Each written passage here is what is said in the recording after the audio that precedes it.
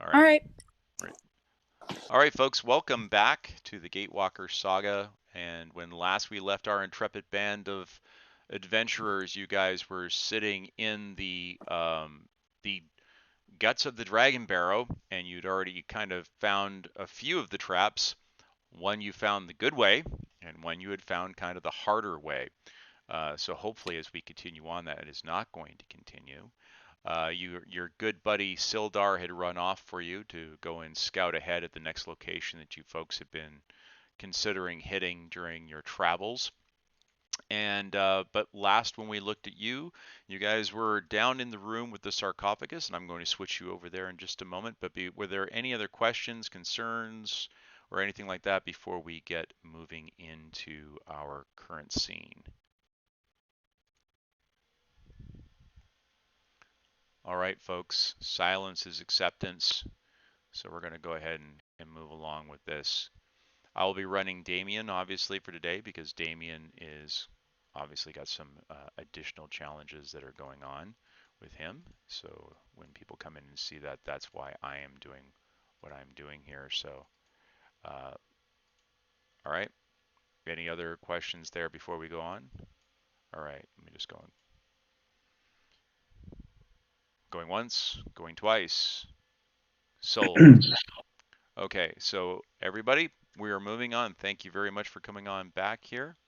And when we last left, you folks were in this room here down below where you discovered a couple of rather important looking sarcophagi that were not quite as ornate as the ones that you had seen over in the other room where you had run into the wraith that was protecting the lady I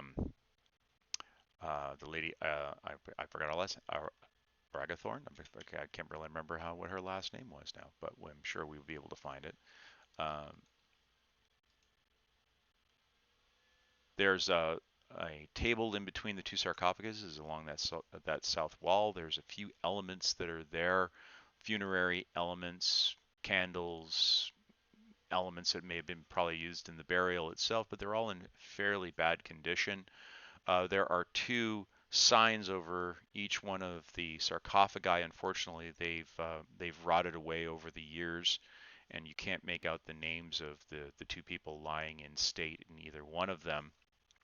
There are some very large jewels inlaid inside of the lids on these two sarcophagi, and they're roughly about the size of Cauldron's fists, a ruby in the one to her left and a sapphire in the one to her right. And yeah, that's kind of where we left you guys off. And you're still seeing the will-o'-the-wisps are still moving about. You've attempted to communicate with them, but they have moved off. They've gone to other locations. They're not exactly hanging around. Um, you've seen them in other areas relative to where you're standing, but that's kind of where we find ourselves. Is there anything else we need to kind of speak to, discuss, go over, or is everybody good to go relative to where we left off? I'm good to go. Excellent. Good to go. Okay. My computer is screaming, by the way, so I'm going to periodically mute. But Makiko, I can control Angelina, so whatever you need, Okay. just let me know. Excellent. Okay. So what would you folks like to do? Cauldron, these are very tempting. These are luscious looking jewels, by the way. They look quite quite valuable. At the last session, I was convinced, at least temporarily, to leave them alone. Very well. What else would you guys like to do in this room? Are you going to investigate further, or what are you going to try and do?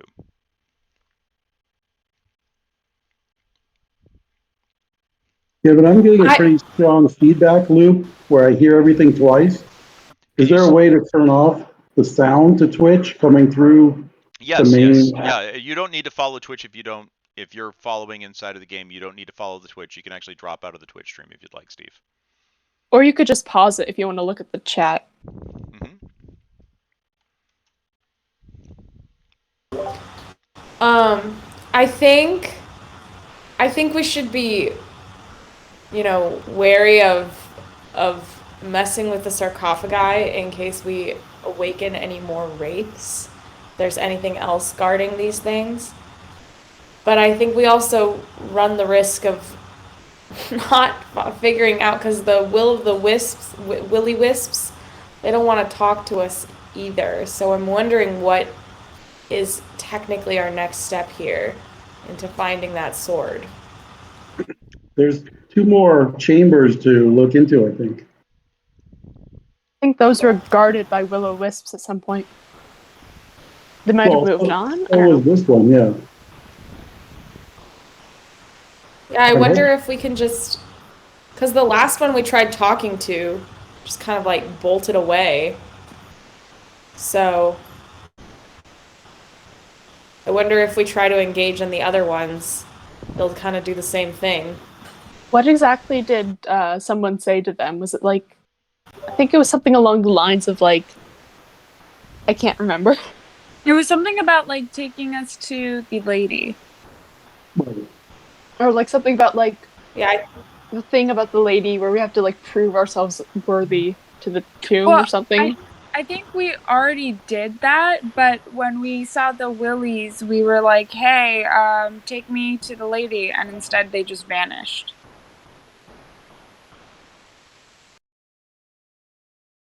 So maybe that's just our next course of action, is to like, communicate our reason for being there. Let them know we're not there to steal anything. I'm looking at you, Cauldron. We have to hold ourselves true to that. And then, if we like, hopefully they buy the fact that we're not there to hurt anyone. We're just, or mess with the dead. We're just looking to, find the lady so that we can use her sword to fight the dragons. That sounds good to me. Didn't we put some object in there to stick the trap door shut instead of open? It's looking open. Yes. Oh yeah, I think it's the one that the little passageway that we went through, the one where you're standing right now, Ruger. I think that's the one that, like, there's like a trap in that corridor that we like shut, because that's the one that Cauldron fell through. Right. So the one that Cauldron fell through is the one you see up here at the top area. Now I've left that there. If you guys jammed it shut, you've jammed it shut. I'm just leaving it there so everyone is aware that that is in fact a trap. So do be careful as you cross it. You never know whether or not your piton is actually holding the trapdoor shut the way you expect it to, or if you're in for a nasty landing. So just be fully aware of those possibilities. Okay. I guess I'll try to receive people as they hop across the trap. Understood? So are we heading on? All right. So where would you guys care to go? Ruger, you seem to have taken a lead position back in the hallway. The only exit out of the room that you guys see is a small tunnel in that western wall. It's about 2 feet wide-ish, about 2 feet tall. If somebody wanted to get on their hands and knees and crawl sideways, they might be able to get through that. It's not the most clearly nor easily seen through of holes, but it clearly does path into some of the things you think you saw over in the other area. So from that perspective, there may be something interesting to see. But other than that, that is the only other exit that you presently see in the room. Never a hobbit when you need one. Yes, never a gnome when you want one. I say let's keep going, because I don't think we have enough information or materials to do anything with this room safely. Right. I'm gonna meet Ruger up in there. All right. And then maybe we put Maybe we put Cauldron up in front to make sure she can look for traps.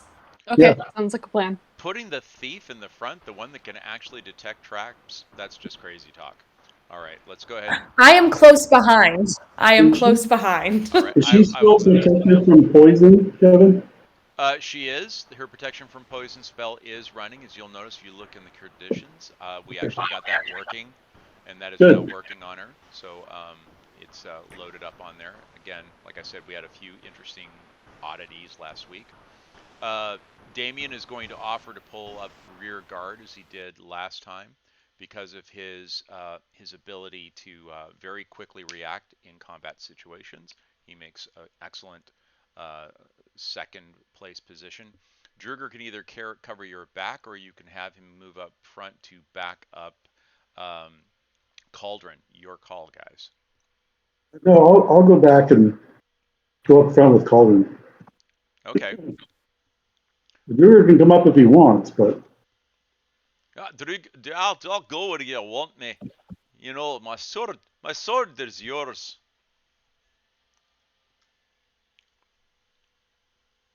Okay, so we're moving. Where are we going? All right, as you guys begin to move, right to north. Have we been down this hallway? You guys are heading back towards that central area. The spiral staircase that you guys came down seems to be directly in front of you. You can make off just in the distance over there to the west, some greenish light coming down from the will-o'-the-wisp that you saw down that other pathway. Can you guys hear me? Yeah. Yes. Okay, just checking, because I was not sure. And up to the north, you can see light coming down that hallway to your right, Cauldron. Appears to be some folk there. That's where the will-o'-the-wisps are. Go ahead and move up the other cleric into the rear position. All right, Cauldron, could you please pause there for a quick moment, please? Yeah. Okay, because as you can see, you're now at an interesting crossroads. As you look to your right, you can see that the hallway jogs a little bit over to the right and kind of makes a little zigzag there. But as it begins to do its zigzag, you can see that there is what appears to be some sort of a floating apparition up there to the north of you, which is a little disturbing.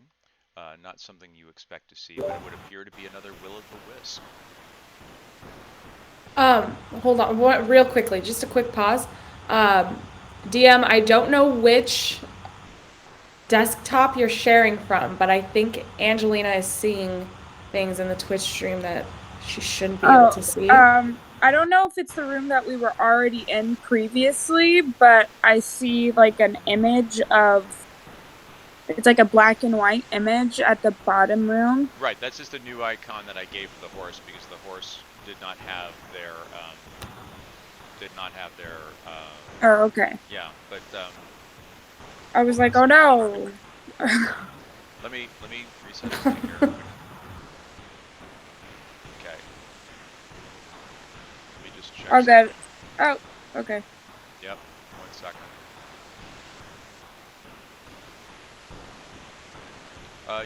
Yeah. That is the horse, the skeletal horse that you guys saw there earlier on. Okay. So yeah. Cool. Never mind. Moving on. Sorry. Okay, I just wanted to make sure because she texted me separately and was like, "Am I supposed to be able to see a horse?" And I was like, "What?" Oops. We just. Oh no! Yep. I just got booted. 1 second. Oh. I'm sorry. I didn't mean to cause this fuss. It's all right. We just got booted out.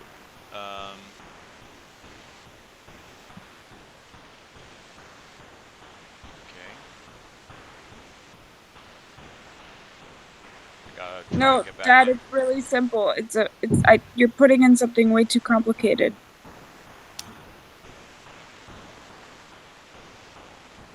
Well, I'm coming in as a different person now so that we don't have that problem.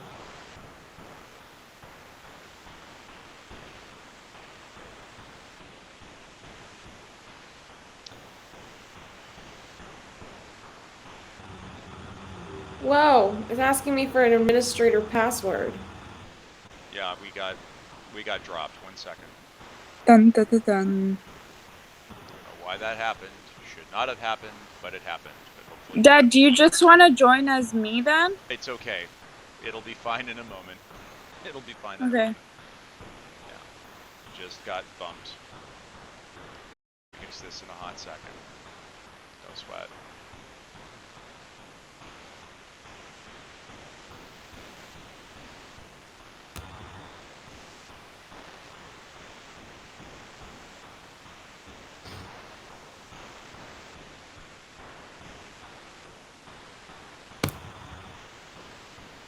All right.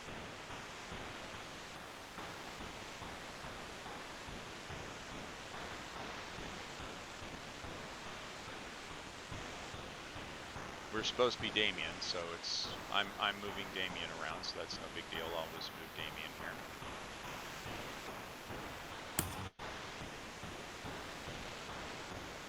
Is everybody? I see we've only got Ninako and Steve in at the moment. Eva's in too. Okay. Oh.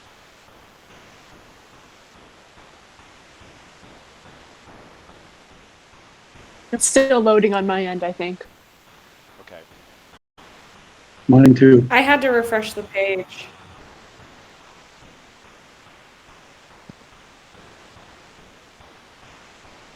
I see what the problem is.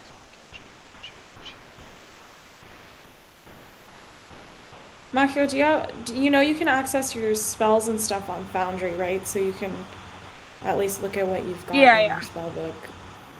Okay, cool. Because you have so many more, I had to like extensively read through everything I can do now. My computer's screaming again. Goodbye.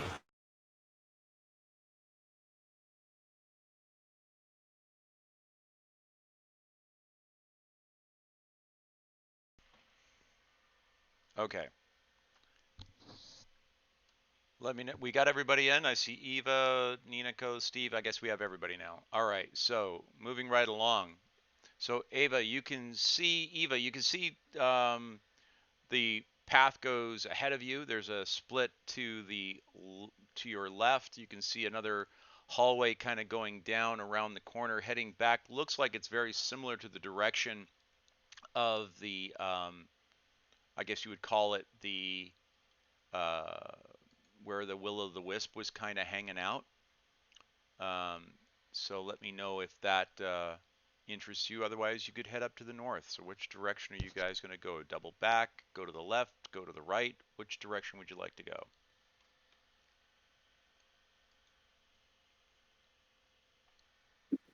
I'd like to go north.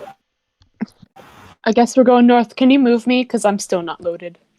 Okay. Yeah, I'm not seeing anything yet. All right, I'm moving you about 10 feet down so Ruger can get in directly behind you. Angelina is directly behind Ruger with Elrond behind her, and Druger and Damien covering the rear. And as you come around that corner, you detect in front of the will, as you can see, there's another one of those spinning globes. This one has more of a yellowish tint to it.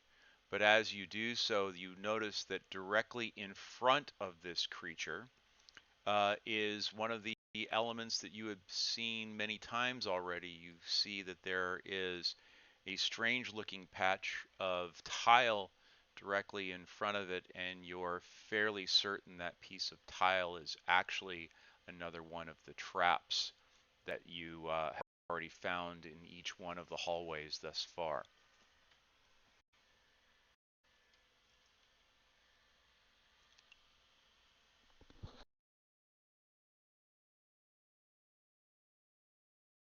Obviously, I think I alert the rest of the group that there's another one of those traps. Excellent. Is it easy to disarm? Could I try to disarm it? You disarmed the other one, the one that was in front of the first room. You did that one fairly easily. Your attempt to disarm the one in the other hallway didn't work because you didn't detect it, and as a result, you actually stepped on that and unfortunately found yourself at the bottom of it, which is one way to detect it, by the way, but not the preferred one. If you would like to try, if you'd like to try and disarm this one, you can use your thieves tools and do a You're gonna roll. have to roll for me. Thieves' tools is probably best.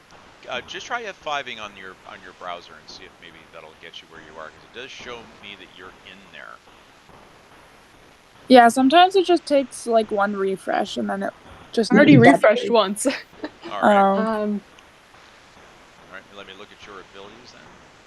Mine finally showed up, but it still says game paused for whatever reason. All right.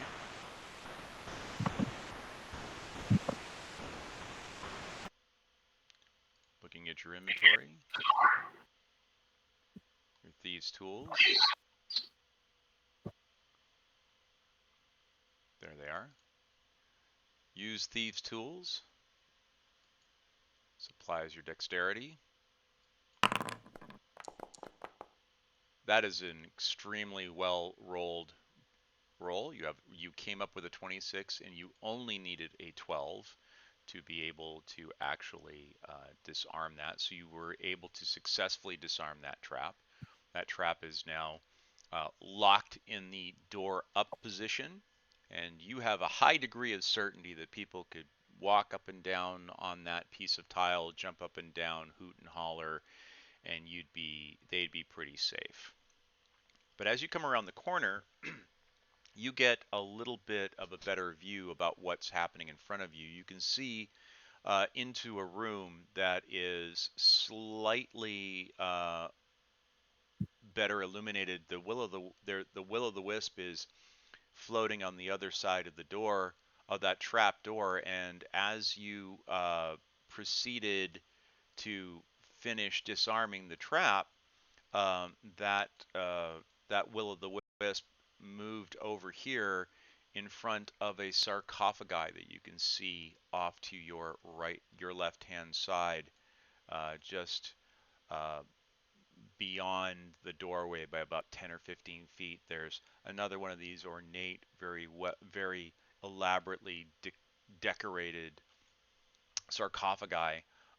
This one here on the left-hand side, again, looks like it's been carved primarily out of ebony and looks almost identical to the one that you saw in the far southern room.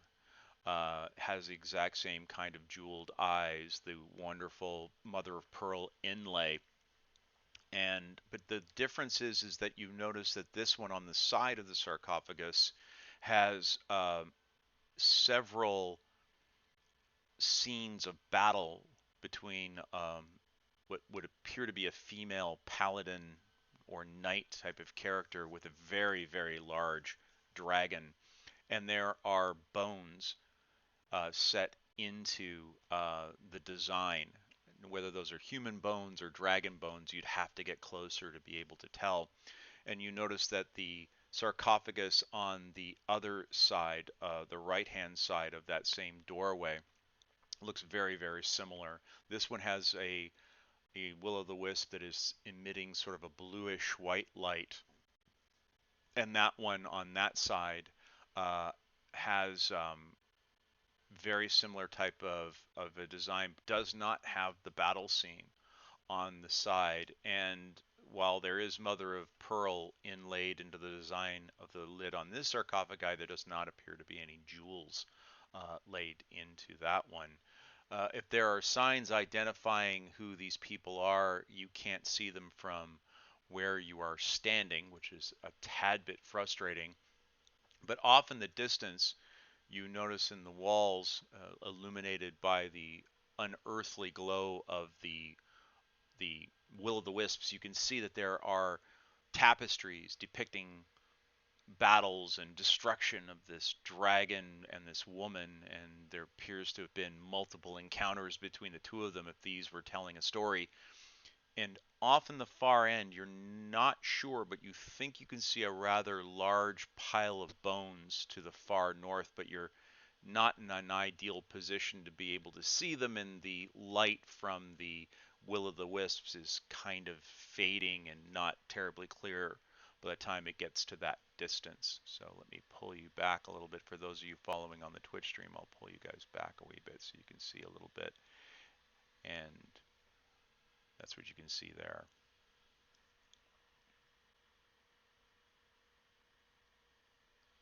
I feel like oh, I can hear myself echo. I feel like the one with the dragon and the battle scene on it, I feel like that one could possibly be the ladies. I thought that we established that the ladies was the one that the wraith was guarding. Yeah, but she wasn't in there, right? That is correct. She was not in there. Oh. There was no body in there, but that did summon the wraith. And I know we don't technically want to encounter another wraith, but I feel like because we've gotten the okay from the other wraith, like because we proved our worth or something, because of the test, I feel like worst case scenario we could handle it. Possibly. I don't know. Could you be a little less committal on that? Well, it's just because like I feel like this this underground thing isn't very big, right? So I feel like there's only so many rooms that could be the where the lady is. So, and in the other room we were in, there was another sarcophagus, but we were like, you know what, let's not open it. It's probably not her anyways. So I feel like we could kind of take a chance with this one, but I'm that's just my thoughts. Gotcha. How do you think that we passed the test? It was because of the brooch that I'm wearing. Apparently, it's the ladies. Okay. Right, right. I think though is that like I don't know because she said very vaguely that we need to prove to the tomb that we're worthy, but is walking up and messing with the tomb exactly what I feel like there's a prerequisite. This feels like a trap, or we could just. Well, I mean, because I feel like I think there's something very telling in the fact that the willies aren't trying to attack us Yeah, right away. you're right. Maybe they already know that our intentions are sound. Would it Finally. would it be like do you think I would instigate anything if I asked the willies if I could take a closer look at the bones at the back of the room? Probably not. I mean, it doesn't hurt to ask, and if not, we've got 6 good fighters. Hopefully, it doesn't come to that though. You could. I think Yeah. you might have to talk to the Willies first and see if you can convince them that our purpose here is to defeat the dragon. I was thinking you might be a good spokesperson, Angelina, because of your brooch. Oh, true. Okay. So Let's shuffle are we... around and get you to the front. Yeah, I was about to say, can I shuffle through? All right. Back up, please. Back up. Okay, so Sorry, is the trap, are we already like, am I chill to pass the, okay, I'm on it. Cool. yes, remember she did spike. She did very, very well at being able to actually lock that in place. So you're fairly certain that her attempts to lock that trap into place have worked extremely well. And Okay, as you cool. step to the door, step in through the doorway, you can get a closer view of what is at the far end of that room, and you do in fact see what appears to be an extremely large dragon skull sitting Oh, atop a pile of bones. You can make that out as you start to approach the doorway here. And as you actually go into the room and you step over to the left-hand side of the main walkway, that's what you see. Does anybody want to change position now that she's actually in that room? Yeah, I'll back her up. Okay, Ruger, go ahead and move yourself into position. Shuffle through. Yeah. I'm gonna see if there's some sort of protection spell I can put on in the meantime, just in case something bad happens. All right, go ahead. You can check your spell list. We'll hold for a moment. You may want to move up, Owen. Yeah, I'll move Some of- Elrin up here. She's Yeah, like some Oh of yes, the sorry. they're catching on the walls a little bit because the walls inside here for moving your tokens gets a little congested. So there you Right, guys are. right. You guys are all kind of neatly nestled and nested in there inside the doorway. Angelina, you can see much more of the sarcophagus now. You see the sign over that sarcophagus, and it clearly does have the lady's name there, written Oh. in beautiful script along the wall, letting you know that this does appear, in fact, to be her final resting place. And unlike the one that you saw in the south, this one is actually lying flat. The one you saw down to the south was actually standing on its feet, almost Standing like it up, was yeah. standing at attention, right?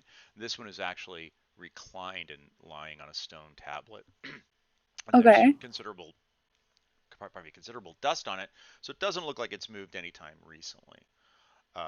Could Ruger kind of step to the right and see if there's a name on the other one? Sure. All right. So Ruger, as you take a step over to that side, you do see that there is a sign above that one, and the person's name is sort of kind of incomprehensible to you. It's an awful lot of consonants with fairly few vowels, it seems. But it does appear to be Tanamir is the family name, and the title listed underneath the name is Squire. So this would appear to be the squire of the Lady Alagondar, who obviously had done so well as a squire. It had earned her a place of state and rest in the same burial chamber as her lady. So there's probably an amazing story of history and bravery and lore. But whether the battle with Azdraka the dragon, by the way, you can see now, Steve, as now that you and Angelina are actually in the room, you can see as you look to the north, you can actually see the tapestry, and you see the final battle on that tapestry behind the large skull, and the lady and the dragon are in pitched close quarters combat. The squire appears to be dead on the ground, and there's just devastation all about. And the lady is holding a glowing sword in her hand and is piercing the breast of Azdraka, who appears to have his head reeling back and his mouth open and flame and steam belching out of it. So that's the rather dramatic scene that you see on the wall behind that skull. Okay. So maybe now that we know that this is the lady's resting place, maybe we should instead just let the Willies know that we're here for to defeat the dragons who are trying to take over Wegabeko Cave. Yeah, Yeah, and maybe we also. Go Oh, ahead. sorry. Go ahead.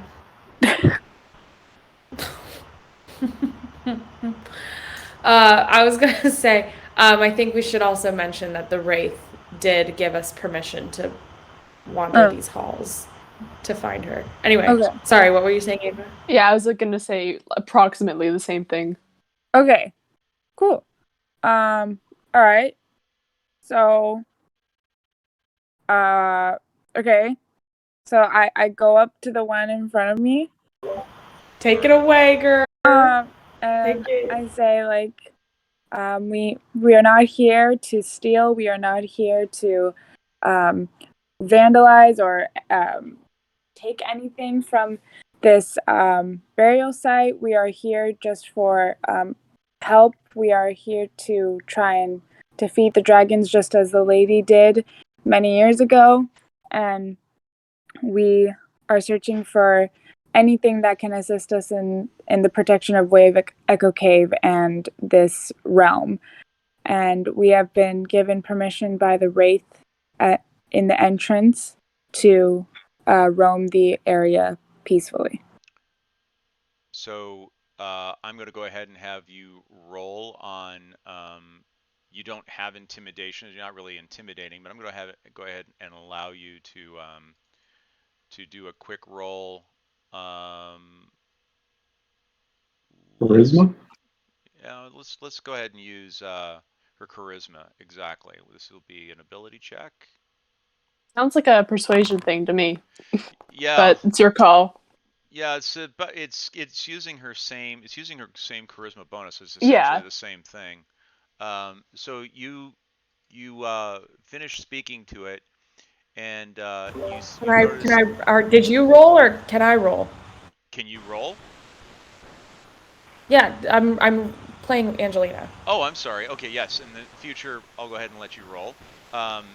So Sorry. she mentions, and the will-o'-the-wisp floats back and seems to be floating over the nose of the dragon.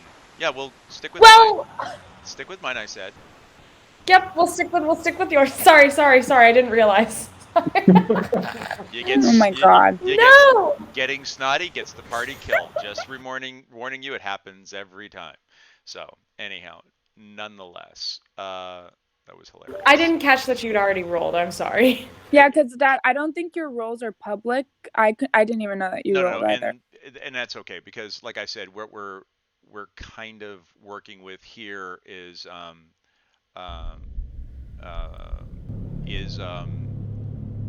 oh, the music finally turned on. Are you guys hearing it? I'm finally hearing it. That's all cool. Oh yeah, now we are. Yeah, and now I gotta turn it down because it's a lot louder than I was expecting. Whether that was a positive thing or a negative thing, you don't know, but it has now floating over the skull of the dragon at the far end of the room. Okay. I'd say not attacking you immediately is a good thing. Yeah, I think that's a good thing. I feel like it should fall. Is she trying to make us follow? Yeah, Like, I that's think so. my first instinct. Yeah, I'm gonna follow it. Okay. I'll be close. I think I'll be close behind, just in case. You get up to this skull. This skull is easily 2.5 times as long as you are tall. It is ginormous. So I take it everybody is piling in. Is everybody piling into the room now with her, or what's the story? Okay. I'll move closer. Awesome. I will move our two stragglers. Druger decides to come up this side. He stops. Oh, when he gets someone stay at the door though. Someone stay by the door, just in case. Aldrin's right next to the door. Okay. Damien's standing next. Damien's right there too. Yeah, he'll take a step over, so at least he's got line of sight on at least part of what's going on. All right. So Druger is faced with the other will-o'-the-wisp, and he goes, "Didn't you hear? We're not here to cause mischief. We're here to go and arm ourselves. We got a major battle to fight."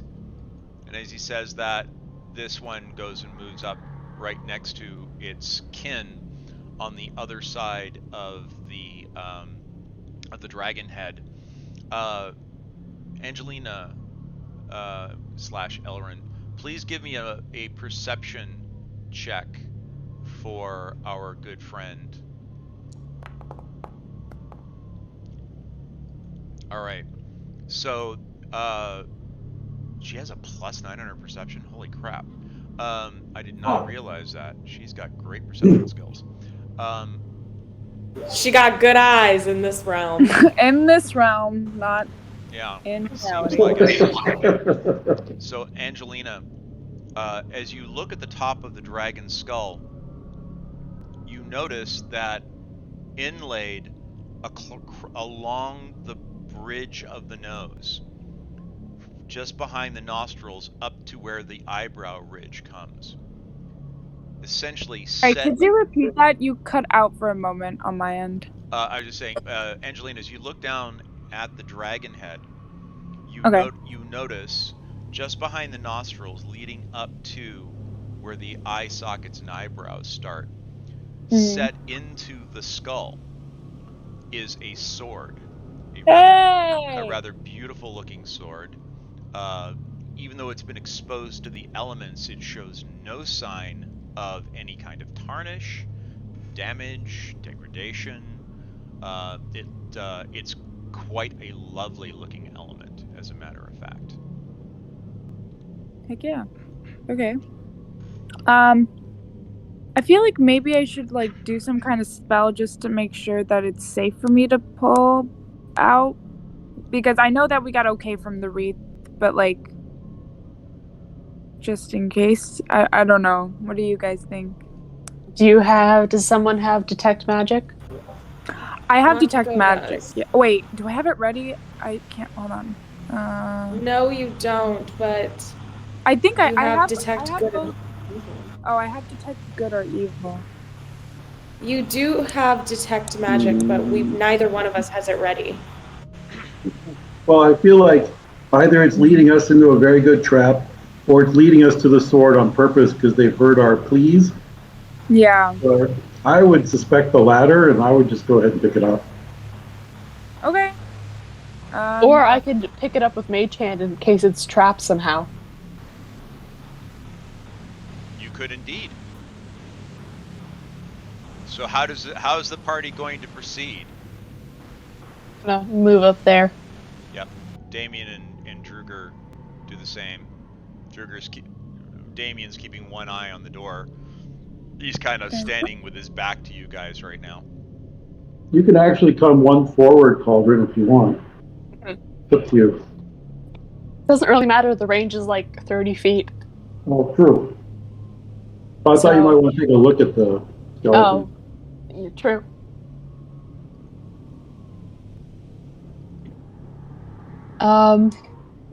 Does it look to be physically trapped in some way? Your inspection would seem to suggest that it's not trapped. But you do notice it's very well placed in.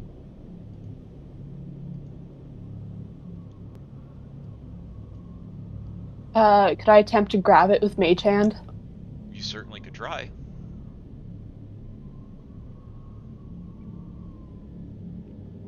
Go ahead and cast your Mage Hand. Oh, okay.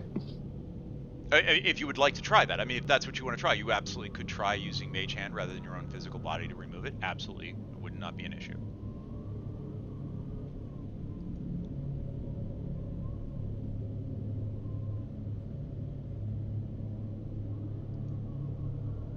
How do I cast it? So you just use the spell. It would. I could give you the wonderful little icon that does it. Let's just save ourselves the headache. Yeah. We'll just go ahead and say that you've cast Mage Hand. Oh, I clicked it. Yeah, there we go. Okay, good. So you've got Good enough. Yes, and all the little details about it, in case you ever wanted to know, are listed there. So you weren't trying to like hide that you were doing this or anything like that, right? Using sleight of hand. No. Okay, yeah. So you cast your Mage Hand. You see a hand appear of magical energy, whatever color. What color would you like it to be?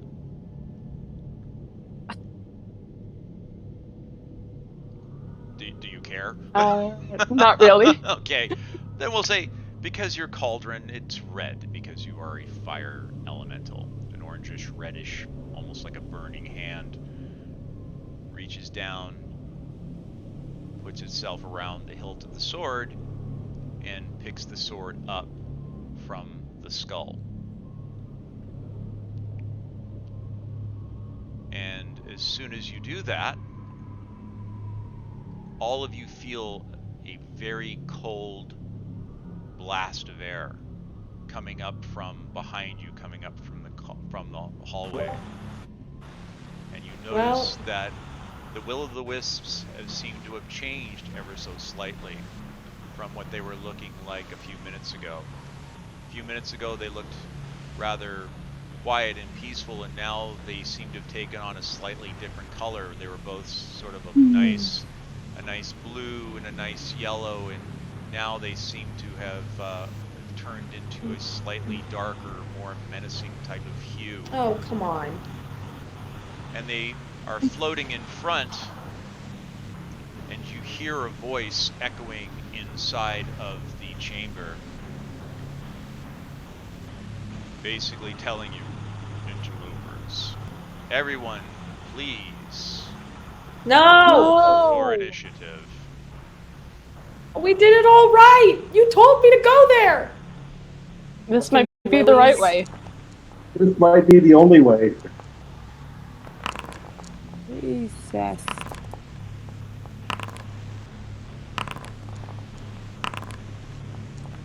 All right, so we have our Nice. order of attack. Wow, someone got a really nice one there. All right. I'm the go. first cauldron, I think. You Maybe, I don't know are. It's which. still showing him as Cauldron. I have no idea why. I will eventually figure that out. I have no idea. So, the will-o'-the-wisp that is directly in front of Angelina targets her and decides to pass through you using its attack as it does so.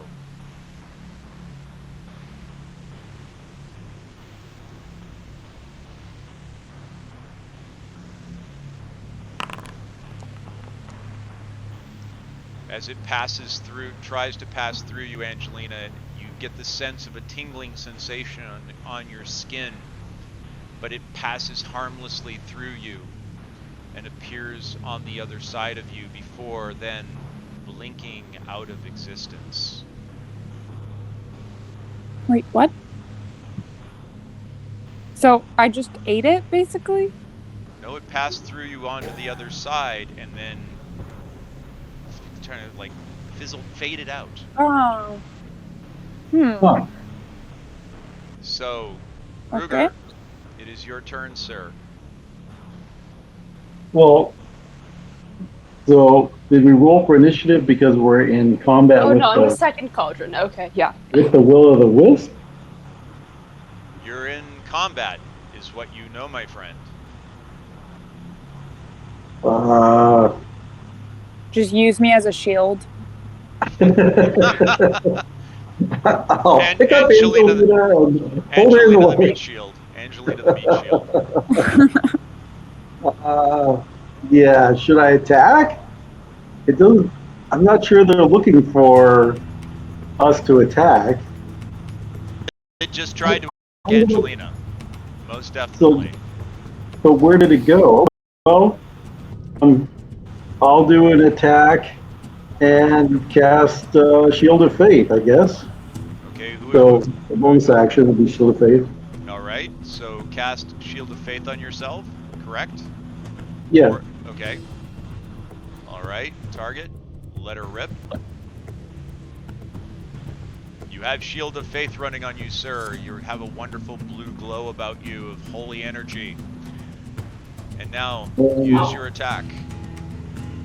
Alright. Oh, did it target him? I don't see it. Nope, you targeted yourself. How about trying to target the will-o'-the-wisp? There you go. Which is How good about because it was, yeah. How about stabbing myself? Yeah, there you go. So go ahead, hit your attack. You missed with your first attack. You have 2 attacks, sir. You are Right. at 5th level. There we go. Same. And you missed with the second attack, unfortunately. Both of your attacks with miss. The will-o'-the-wisps are extremely nimble as they float around in their sub-corporeal type of wishy-washy, is it really here, is it not really here kind of way.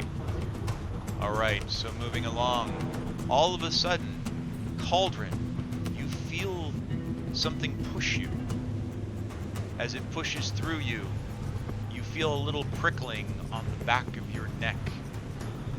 And as you do so,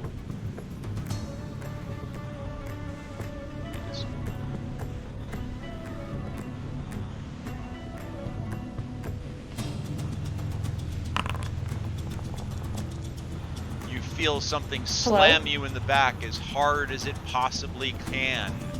And you feel what almost feels like your back breaking and your ribs shattering as you get thrown across the room towards the bones, and you take damage from this. You take. Could I uncanny dodge that? You can't if you can't see it. Correct? Okay. I don't know.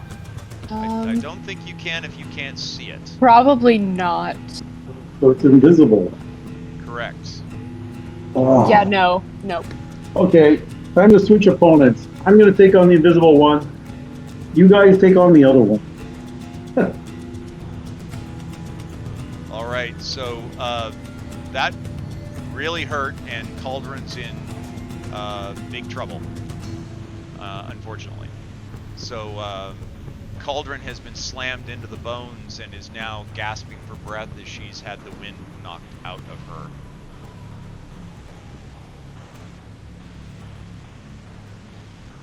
Cauldron, it is your turn.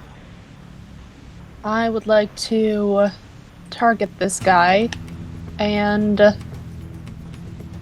attack him with a dagger. That's a miss. Yep, that is a critical miss. However, would you like to try to use a second attack on that? Yes. With your rapier. By the way, you're supposed to be attacking with disadvantage because it is invisible. Oh, sorry. I thought. Is this one invisible? Oh, are you attacking the will-o'-the-wisp? Sorry. Okay, you did manage. I thought you were trying to attack the invisible guy. So you managed to hit, and you do damage to it, and in fact, a significant amount of damage. As you notice. That's not. Sorry. Did you not mean to attack the will-o'-the-wisp? No, I didn't mean to click the sneak attack thing that I just saved to my hotbar. I meant to roll 3d6 and add that to my attack. Awesome.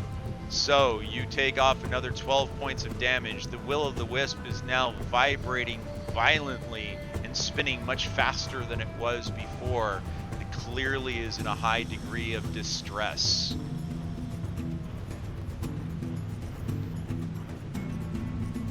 That will-o'-the-wisp. That's my turn. That's your turn. Okay. We are now on that will-o'-the-wisp. The will-o'-the-wisp targets Ruger in front of him, passes through Ruger, and as he passes through, once again, you feel this strange, shocking action as he goes through you. But it only tingles ever so slightly, Ruger. And as he passes through, similar to what happened before, he vanishes out of visible detection. Druger is now trying to attack. He knows that something just attacked Cauldron, and to have pushed you, he has an idea of where it might have actually have been standing at that time, so he's going to go ahead and try an attack with his battle axe, although he knows that quite likely it's a bit of a fool's folly. But here he goes with Hugh the battle axe. He does his first attack, and he manages to actually hit. So he manages to strike with his first weapon, with his first attempt. Come on. And he does 14 points of damage with that as he manages to hit. It's a very beefy, solid slash with his blade. And you hear what sounds like a whispering moan as the blade strikes through the air. But you don't see anything. He doesn't feel a resistance. But he doesn't care. He tries his second attack. And again, disadvantage because he can't see anything. And he gets, unfortunately, a miss. He had a natural 20 on the other side of that, but unfortunately he misses with his second attack. So you've managed to hit the bad guy once, but not a second time. Damien has heard the battle starting, and he's going to use very quickly an Arcana check to try and determine what you guys are fighting up against. Oh, I need to expose these rolls, sorry. So public roll, he needs to roll a... I also love this new... I was going to say, I love this new update where we can see everyone's, like, health bar. Yeah, it's... Yeah, that's cool. Yeah. Fair. So Damien needs to get a 15 or better... 14 or better to be able to determine what you guys are fighting. And Where he can we rolls a 7, unfortunately. Where can we see people's health bar? It's one of the options. If you click on them, you should be. It's one of the options you can do when you right mouse click on them. You can ask to see their health bar. It's under the order of combat. Yep. Everyone has a circle around them that shows their health, relative health. So if you see the raised fist, that's the combat tracker. If you open it up, there is a circle around each person to show the relative health of each person that you are fighting, provided you can in fact see them. I can't say I've ever opened that tab up to look at stuff like that.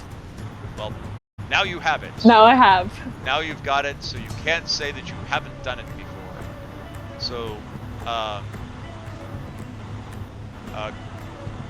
because he's at a distance and he can't see what he's shooting at,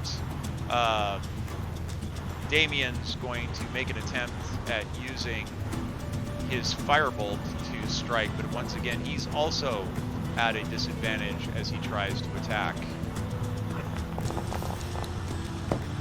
And he misses. Oh! Yes, he misses. He misses badly, unfortunately, with his attempt to try and take out whatever it is that's harming. Elrin. Druger goes, yeah, standing right in front of Cauldron.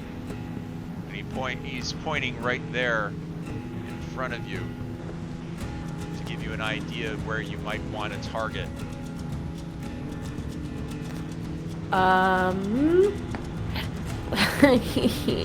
second. I'm gonna do Bolt of Planar Lightning. Alright, going for the big guns. Yes. Try to do this one and done.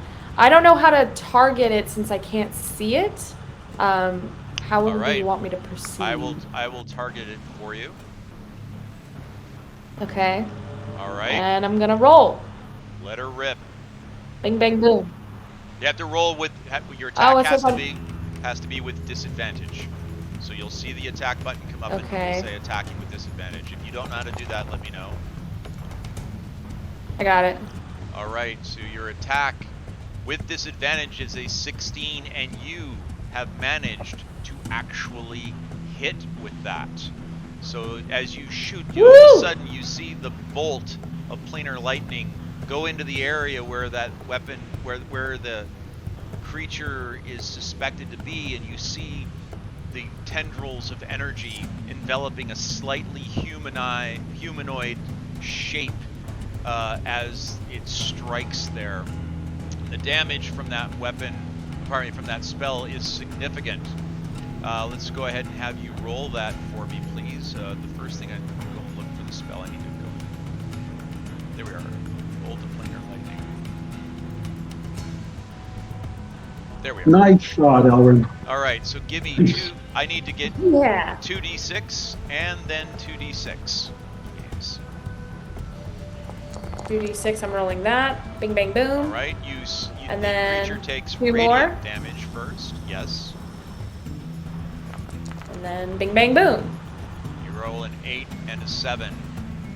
So as the energy strikes over top of the creature, you notice that it takes, you hear a kind of, again, almost sounds like a moan in the air as it starts to take this damage, and you get the sense that the air is getting colder as you just did that. But it clearly did not enjoy being struck by whatever that energy was that's coming out of you. Angelina, Yeah. your turn. Well, now is there anything for me to target now? Because on my screen, I literally don't see anything anymore. Correct. So roughly, No, there's nothing there for us here. Yep, roughly in this location here is where you suspect there is. Yeah, it's in that general location. What would you like to? What would you like to do?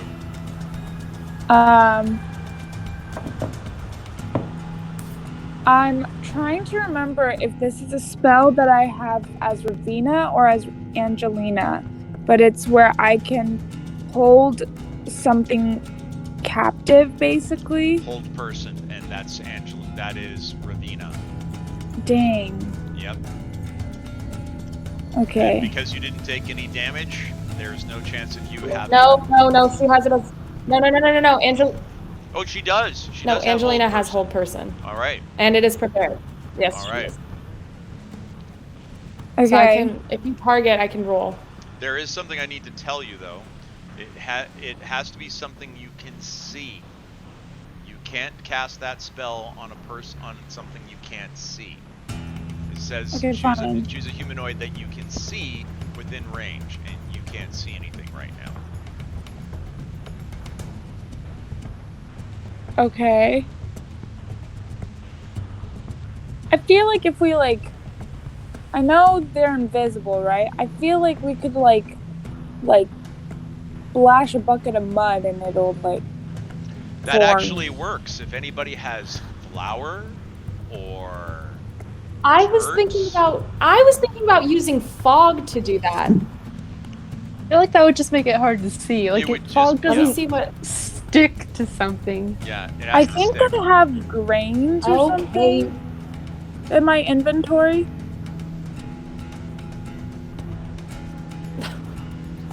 You have. You do You have not. oil, a lantern. There is rations. oil. You do have oil. You could try Yeah, no- splashing oil in that direction. But if anyone lights a fire, now we're we're screwed. That means that thing, if she hits it, would go up in flames. Yes. Well, do Right. I Well, want it to go into I'm flames? just What if thinking- it's the lady? I don't want to. I don't know. Well, we're attacking whatever it is, so. Yeah, I think that we have to get through them to prove our worth, regardless of who it is. Okay. Then yeah, I'm going to. Okay. I can't see. You my also character have sheet right now. alchemist's.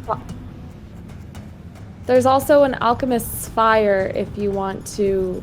I just don't use want to that, 'cause hit that you or immediately ignites. Druger.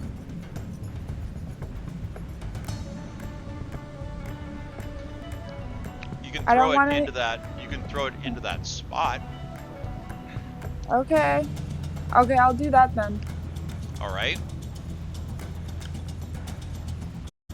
Sorry, I've got a mouthful of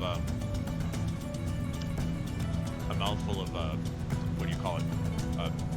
Snacks, and I'm having a hard time speaking at the moment. All right, so you're gonna go ahead and target that square, and you throw your bottle of Alchemist's Fire at that location.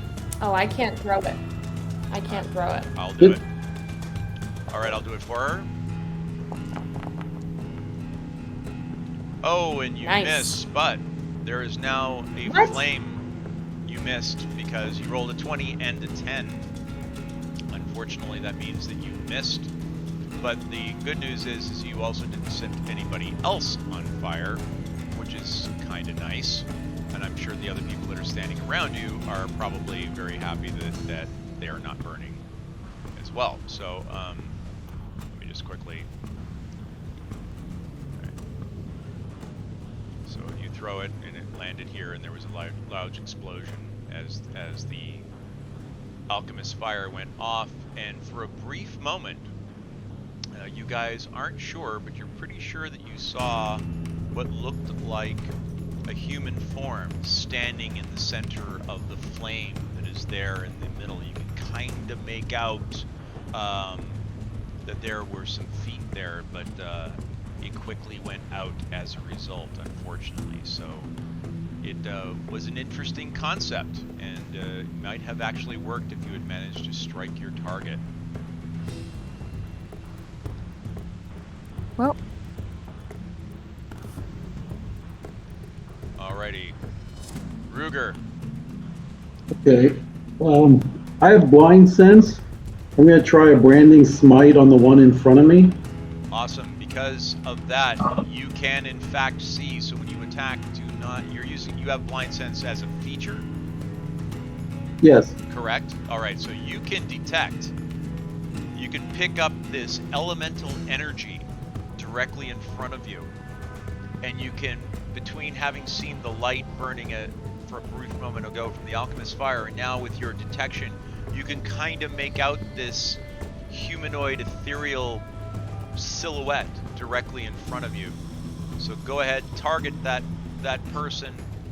Well, I'll help you target it. Yeah. I think you have yourself targeted right now. You might want to untarget yourself. I tried to target the space in front of me, but... Correct. Unfortunately, I can't just show you. I would have to show everybody. Right. Well, actually, you know what? I'm going to reveal it so that you can actually target it. You see this ethereal creature in front of you. Nobody else can, but you can make out this character. It looks like a human being with flowing energy whipping off of them as wisps of energy. So go ahead and target and let it have it. There's only one? I'm sorry? There's only one that I'm There's only detecting? one. Okay. So do I cast Branding Smite or do I attack first and then cast? I think you have to cast it first. Correct. Turn the music down just a wee bit because I'm having a hard time hearing. Okay.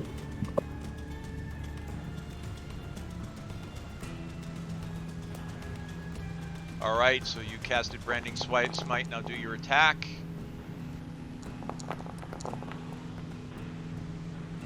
And you have struck, so the Branding Smite has landed on this ethereal creature, as well as the damage that you have managed to hit with your sword.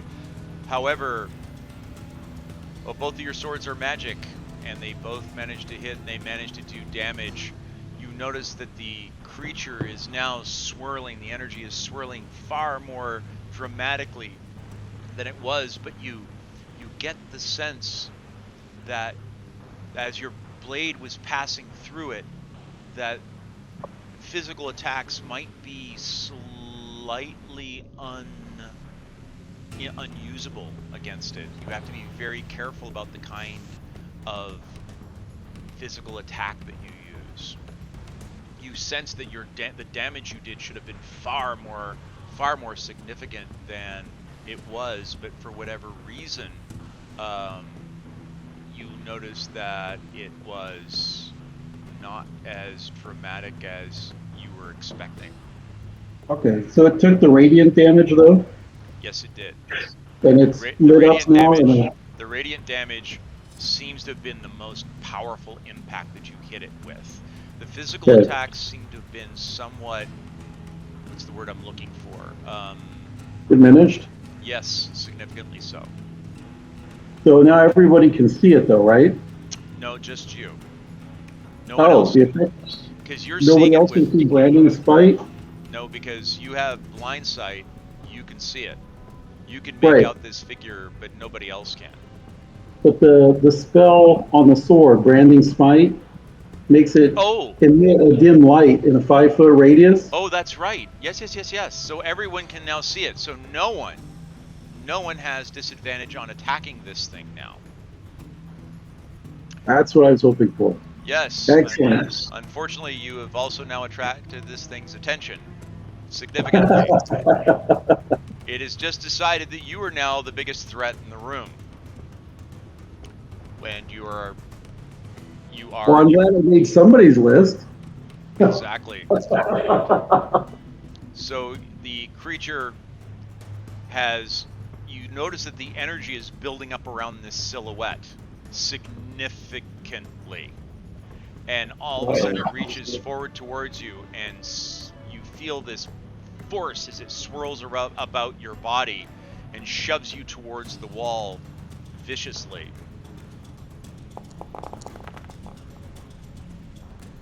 But it misses with its first attempt at doing so, and it whirls about and comes at you for a second attack.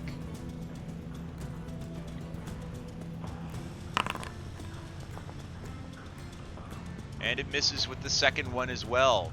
So it swirls and tries to push you, and you manage to stagger to one side. It tries to push you again to the other way. You get the sense that if you had not managed to turn at the last minute, it would have probably done to you what it did to Cauldron and slammed you against the wall excruciatingly hard. So you now, Cauldron, you now can see this thing floating in the air in front of you, this bluish, ethereal, silvery wraithish character. What are you going to do? I am going to attack it first with this dagger. Excellent. Oh, did that do sneak attack automatically? What? Oh, it's because I clicked the sneak attack module thing earlier. Okay. Yes, and that's okay. You do. Cool. You managed to strike, and you've done a significant amount of damage, but unfortunately, the damage is not as significant as you would have hoped. But it was still, even with a magic dagger. Even with a magic dagger, you get the sense as the blade sticks in that the only thing that was really doing the damage was the magic.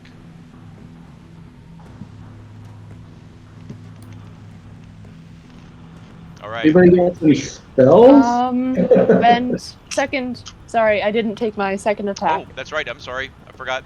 My bad. Hopefully that doesn't do sneak attack. Okay, that did sneak attack. That wasn't supposed to. Can you remove whatever sneak attack condition I have? So I have to remove 7 for that. It's the macro that you ran. It's okay. We'll just back it. Yeah, I don't. Do I just click it again? It's okay. I can manually fix it. I'll just manually back up the damage. That's all right. You do manage to strike, but it doesn't really seem to do anything. You can tell that you've struck, but it didn't really feel like it did much. But now that Druger can see this thing, he's like, right, it's your time to die, I guess, again.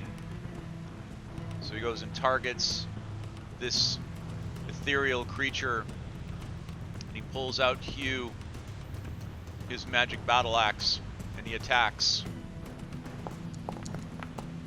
And he manages to hit.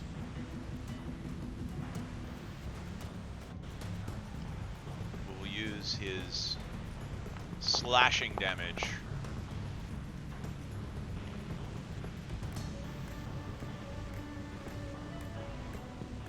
I have to check something really quickly on his blade.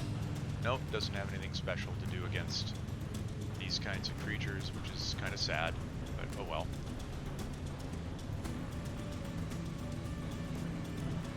Alright, but the slash feels...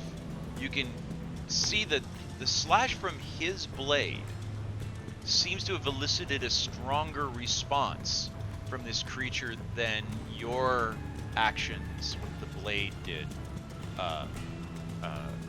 Cauldron. So he's going to try with his second attack. Strikes again. And he manages to hit again. For minimal damage. But No. the creature seems to in fact be taking some damage now.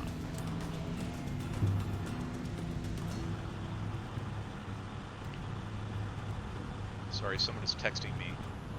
Let's see who this is. It may be Kenji trying to get into the game. Alright, nope, it's not him. Alright, moving right along. It is Kenji's attack. Damien. Damien now has got a better sense of what it is you guys are fighting. He can see this creature. He takes a step forward to close proximity. He pulls out his magic sword.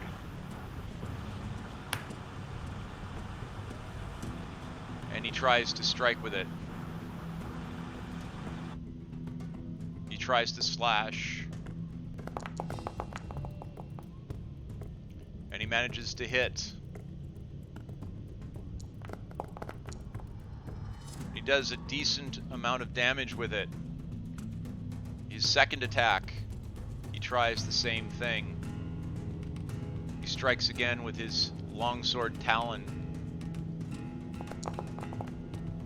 And gets a natural crit. Wow. Once again, never here to see it. Never here to see it. Never here. And he does he slashes across the figurine with his blade. You see the colors and the swirling of the energy that makes this non-corporeal creature change multiple colors, and it's almost as if you see the face lean back and howl in silent agony as the blade cuts through it. Elrin.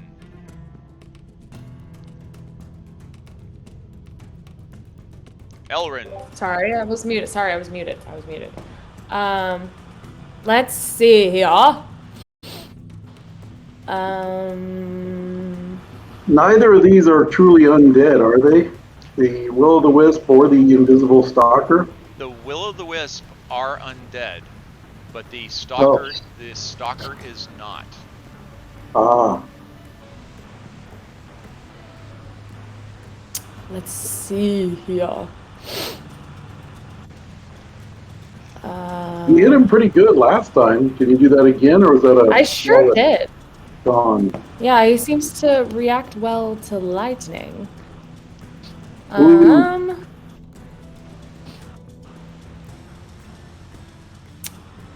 Let's see. I'll do call lightning. That's a new one, so I want to see that one. Center on spell fails, you can't see it. No, wait, no, that's not what I want. I was gonna say, things are about to get interesting for everybody in that room. Yeah. I was like, wait. Give us some warning. I'm gonna go get behind the dragon skull. That's like the wizard going, I cast fireball, but the room's only 10 by 10. I cast fireball.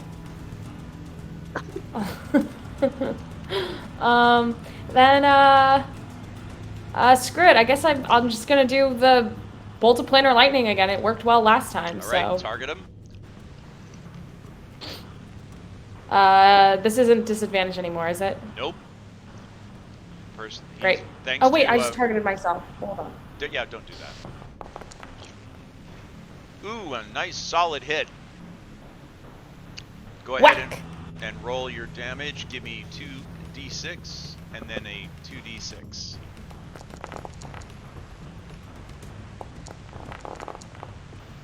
Yikes, 18 points I'm of rolling damage. good today. Plus 2 is 20 points of damage. This creature is now in significant pain. As the blast of tendrils hits it, you see it kind of curling down and writhing in agony now, and screaming in silent screams. Angelina, it is your turn. Okay, is Cauldron, like, still pretty hurt? Cauldron is extremely hurt, and Okay. more to the point, she is also suffering from the side effect of having been touched by this creature. Okay. I'm gonna Am. heal you. Okay. Hold on. Which one should I use? I have so many. Let's do.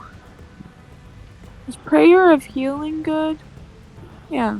That takes a long time to cast, like 10 minutes. Oh, never Yeah. mind. Never mind. That's a Okay, I'll do ritual Cure spell. Wounds. I'll do Cure Wounds. Cure wounds. Wait. Let me find it. Make sure that cauldron's targeted. Oh, yeah. Okay. Oh. There we go. Beautiful healing spells. The smell of No. lilacs fills the room. And you heal Cauldron for 7 Hey, points. what is that roll? I don't. I tried. It's You're okay. rolling great It's randomized. Cauldron is doing much I better. mean, you Cauldron, healed her for most of her points. Did somebody else cure Cauldron when I wasn't looking? No. No. No. Because she was down to 11 hit points at one point. I really? What? I thought it did was. not see I that. saw it at 35 I didn't for a see that. while.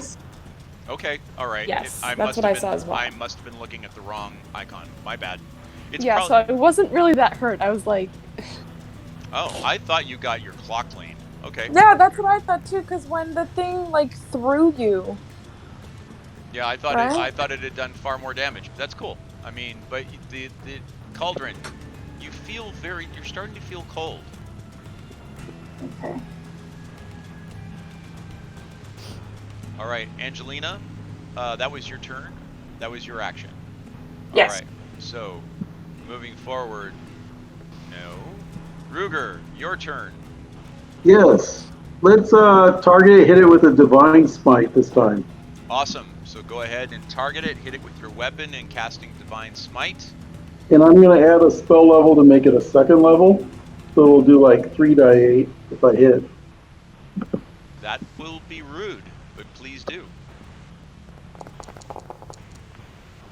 Hang And on. you critical hit with your weapon. Come on. And you're using Divine Smite. Yeah. And you've Yeah. rolled another 10 in radiant damage. So please roll the damage for your blade using critical, please. And use the option if you see it for versatile rather than regular. Roll the versatile and use critical because you're using your slashing. I see critical fumble. Where's the critical hit table? Okay. Oh, it already did it. Never mind. It already did it. I'm looking at you right now. It already doubled you. Okay, so, yeah. This thing's in a lot of trouble. You want me to roll another die 8? Because I made it a second level Yep. divine roll smite. And A little more damage. you rolled a 2? Yep. Okay. Well, it did more damage. Not a ton. But this thing is now, it seems to be losing its celestial, ethereal, out of this world, other realm of existence mind. And so it turns on Cauldron one last time. And I'm the center of attention here. I get all the... no, not this time. Not this time. Dang It it. attacks once. can I uncanny dodge because I can now see You it? can now see it, so you can, but it missed anyways. Okay. And it tries again.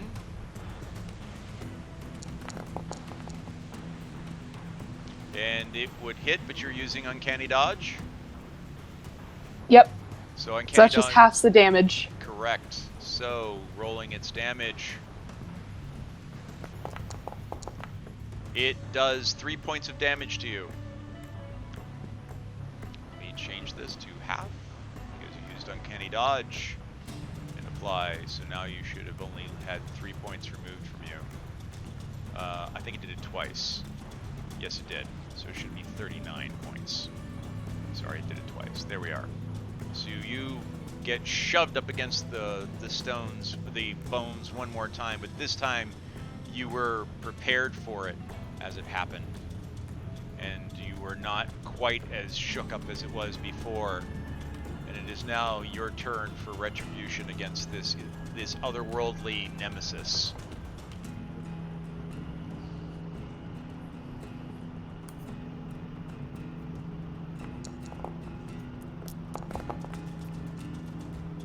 Oh, yes, come on. Nice. All right, so you manage to strike with the piercing blade, and you do 7 points of damage, and that's all that it had left. You hear a blood-curdling shriek.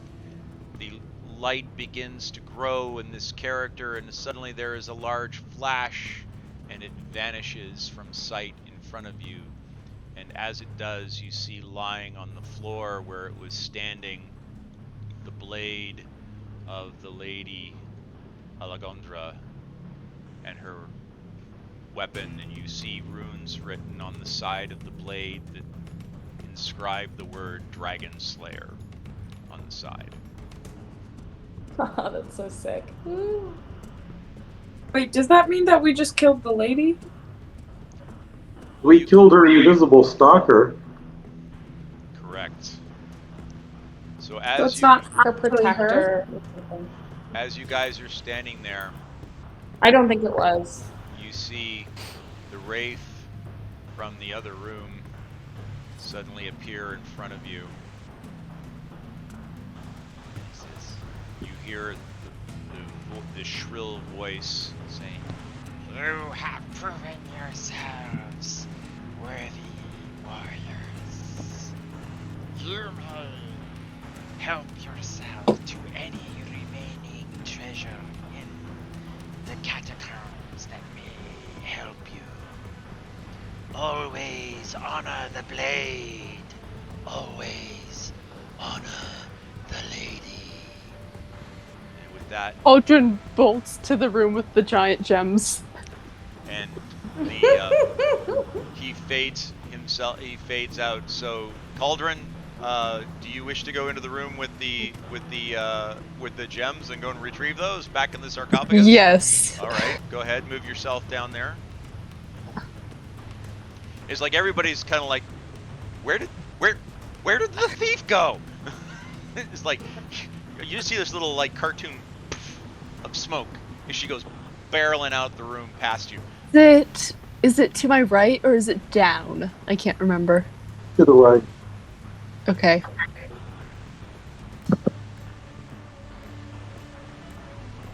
Well, I'm gonna search the rest of this room for anything armor-wise or weapon-wise that might help us. Okay, Yeah. Ava, as you guys are searching that room, Ava, do me a favor.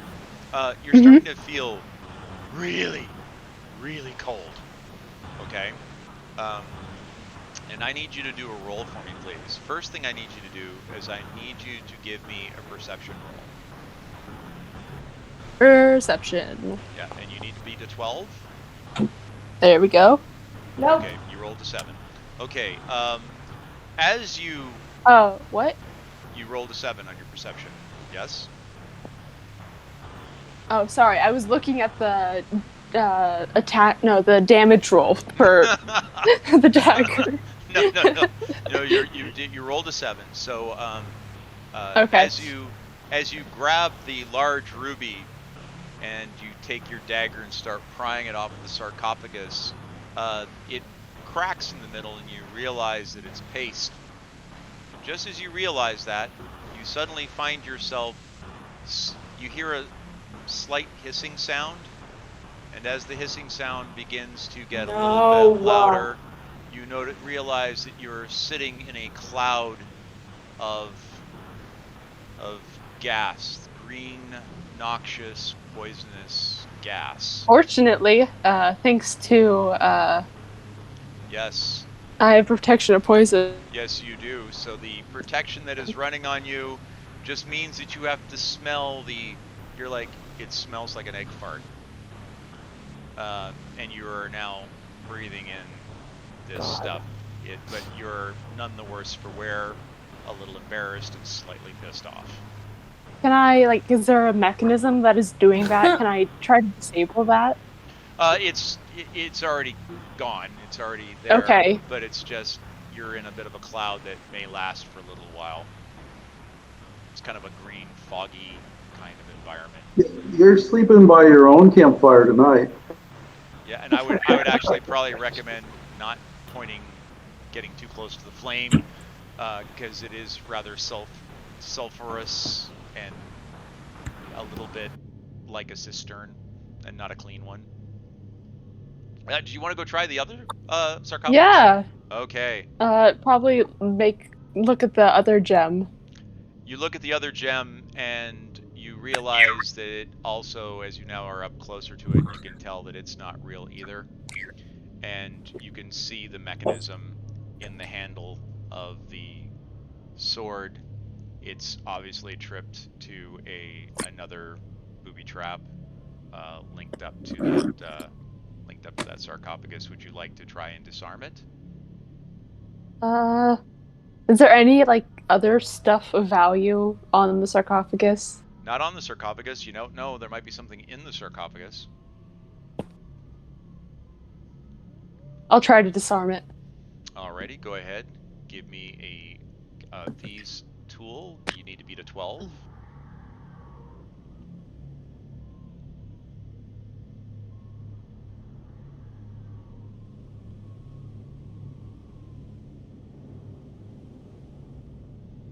The suspense is killing me. Oh, you rolled extremely well. You managed to pop the jewel out completely whole and pristine, and it's so obviously fake. The backside of it's not even blue. You're heartbroken. But you do manage to disarm the trap.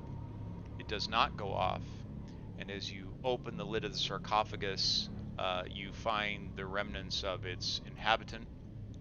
You think the poison smelled bad? This is even worse. But as you kind of use the tip of your blade to rummage your way through the leftovers, you find a small little leather pouch there. And in the leather pouch, you find a sack with 20 silver pieces in it. So give yourself an additional 20 silver pieces.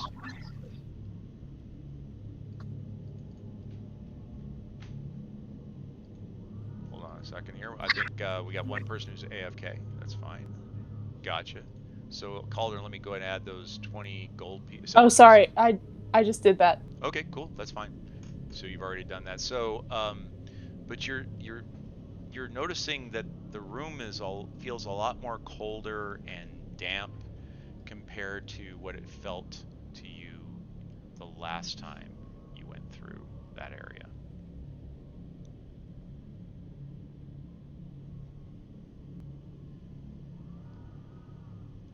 I think Calder's just gonna head back to the rest of the group, sulking a little bit.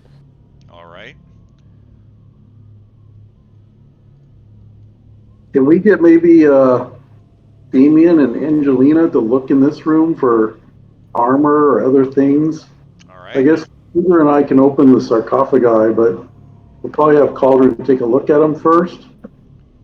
Yeah, if when she gets back up there, she can go and give them a check for you. Let me know when you're back up in that room.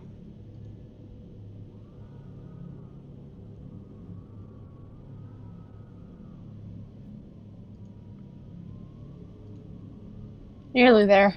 There we go. And there you go. Your trap is not being sprung. Go ahead and give me a perception roll. You want to roll high, preferably over a 14.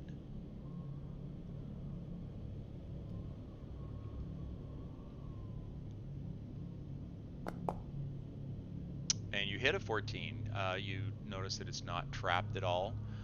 You do notice that those bones are probably human bones. They look to be finger bones for the most part. Finger bones and maybe the occasional tooth that has been ground down to make an interesting ivory inlay. The mother of pearl, it would be very difficult to get it out of the sarcophagus without having the proper tools. You're probably going to destroy the mother of pearl and render it fairly worthless. But there are 2 jewels making up the eye sockets of the top of the sarcophagus, and they are both small sapphires, blue sapphires. You figure they're probably worth about 20 to 50 gold pieces each. They are inlaid pretty deeply into the ebony, so you're going to have to dig them out. It'll take you a little bit of time. But there Okay. doesn't appear to be any other kinds of what's the word I'm looking at? There's nothing like a booby trap or anything else that you can detect relative to that what you're looking at.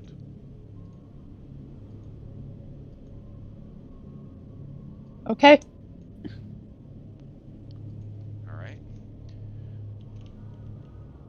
All right. So are you going to try and take the sapphires out of the lady's head on her Sure. sarcophagus? Okay.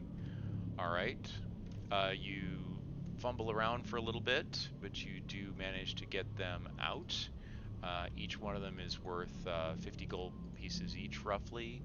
And let me go ahead and put these into your inventory. There you go. I think I may have actually spelled sapphire wrong, but if I did, I apologize. But you'll notice that they are listed there inside of your inventory now. As you open the sarcophagus, you see the remnants of the lady. You notice as you're looking in, she's missing one of her arms and one of her legs, and her skull has been crushed. So, however this battle went down with the dragon, it seems that it was probably lethal for both her and her dragon. That they both met their end this way as they came in to fight inside of whatever final battleground that they found themselves in. But her armor was clearly significantly damaged, and time sitting in a crypt has not helped it a whole lot. It's fairly rusted, dented, shredded, so there's really nothing else of value in there, unfortunately, and you don't detect any or find any other kinds of jewels or goodies as you look around inside. Just for clarification, did you say pet dragon? No. Okay. No, she was fighting this dragon. Okay, I just wanted to make sure. I was like, oh my god, I screwed the pooch on this one. I don't understand what's happening. Nope. Okay. Not as well as we. So Druger comes over and stands over by the sarcophagus of the squire and says, "Hey, let's take a look on this one. Maybe we got something more in there." Okay. He asked Demon to take a look. Demon to take a look through the bones, see if he can find anything else under the dragon skull or behind it. Certainly. The tapestries themselves might end up being worth something if it wasn't for the fact that they were in such bad shape. They're fairly moldy, brittle. If you take them down, you're fairly certain they're going to just disintegrate. Yeah. Looking through the bones themselves, you don't really find anything of value, but they are still dragon bones.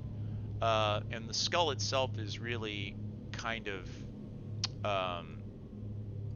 what's the word? It's a set piece.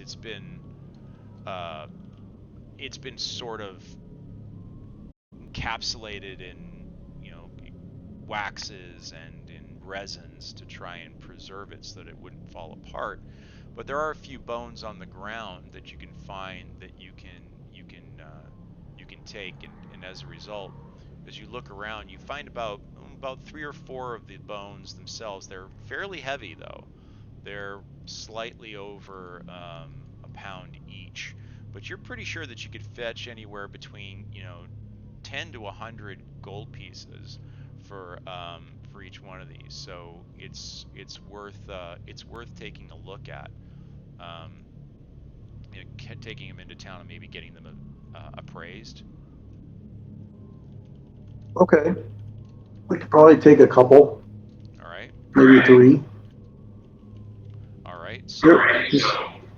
Who's got the sword of the lady, by the way? Did Druger pick it up? I think it's Cauldron, right? What? Why would I? Nope. I don't think. It's Or lying on the ground. I picked it up, but it's Yeah, yeah. yeah, you picked it up, right? So I thought you still I picked had it it. up, but You picked it up with your mage hand, yes. right? Okay. I go back, and I pick up the sword from the floor. Okay. All right. You, So Ruger, I've added the dragon bones to your inventory. okay. Angelina, Yes. as you go over, you see that, like I said, right where the battle had been taking place, you see the longsword of the lady lying there. As you pick it up, you can feel the magical energy emanating off of this blade. And if anyone is going to wield it, they're going to need to commune with the blade first and bond their spiritual energy to the blade. So it'll be a one-person blade once it gets used by that person. Can I check to see if there's any similarities between the brooch and the sword? As you take a look at the sword, you notice that in the hilt, pardon me, on the pommel, which is the round part at the end that is used for counterbalance, there Mm-hmm. is a smooth teardrop shaped ruby that is very, very similar in size and shape to the brooch that you wear. Yours is more oval, this one's more of a teardrop. But it is the same depth of color, it's the same clarity, it's the same very smooth finish. There's no faceting to this, which is normally they cleave it and you get flat edges on it. This is smooth as if somebody cast it out of resin or out of glass. Okay. Okay. I don't know what that means. Does that okay? So that makes sense then. Why the wraith was like wondering why I had the brooch. Yes, indeed. Uh, That would appear to be part of the reason why he is wondering why you would have been wearing her jewelry. okay. Cool. All right. I was just curious. All right. So, ladies and gentlemen, let's take a quick break there. It is 4:20 our time, and I don't know about you, but I think a couple of us could use the quick bio break. So let's go Yeah. ahead and take that for a moment. And this whole time, have we been streaming? I think Yeah. so. Yeah. Because it says saying start stream. I I thought we can were. see the stream. Is it your sister streaming in Discord or is it me streaming in? No, you're streaming on Twitch. Okay, that's what I thought. Okay, that's weird. I don't know why it's telling me that. All right, cool. I'm glad that we are working properly. We are going to be right back, folks. All right? Ready. All right.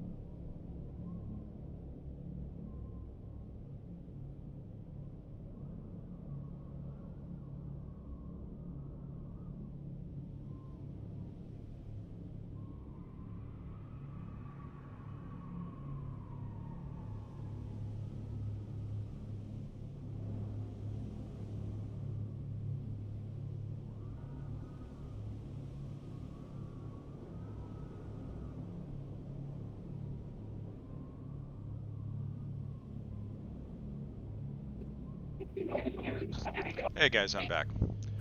So we're just waiting for Ninako to come back. Are we going to loot and pillage? Remind me again, you're the paladin? It was an ironic question. Yes, clearly. You're trying to frame me because you're using my name. That's right. It wasn't me. It was the other cauldron. And I still don't know why that's happening.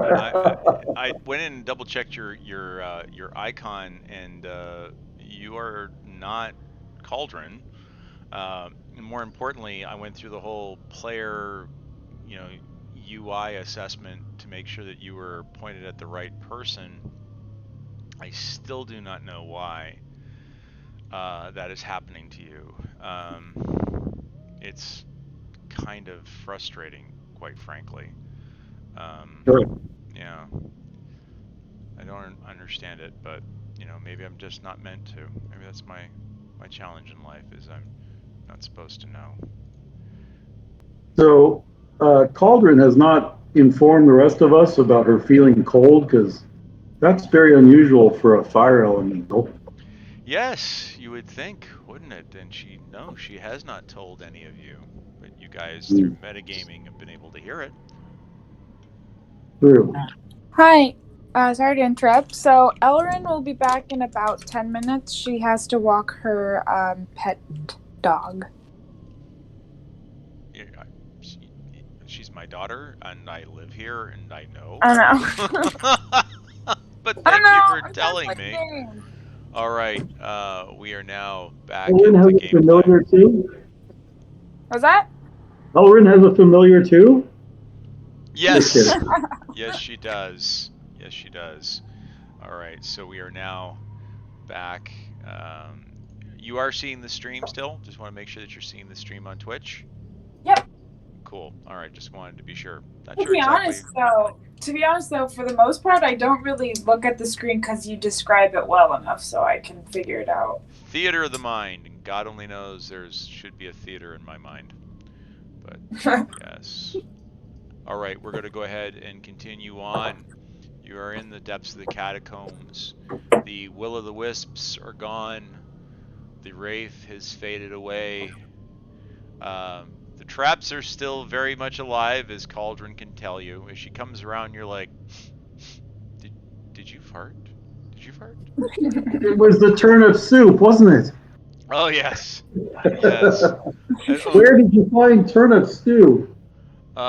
yeah. So yeah, Cauldron. Side note. That is from when you guys went up to Umbridge Hill to meet the healer who was big into natural remedies and who gave Ruger turnip soup, and everyone made him march at the back of the party for the remaining couple of days because he was, yeah, yeah, he was fairly offensive, but nonetheless. So here you guys are. Steve, I see that you've kind of moseyed on down into the hallway a wee bit.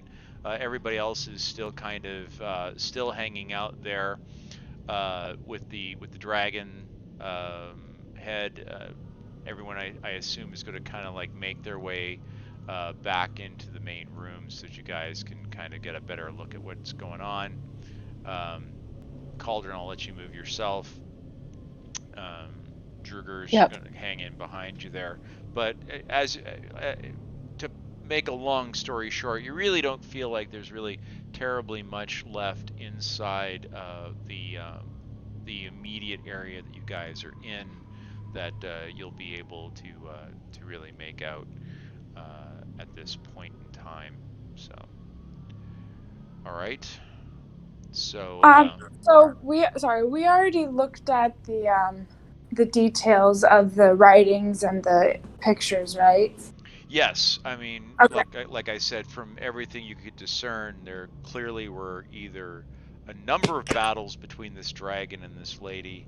Um, this dragon apparently had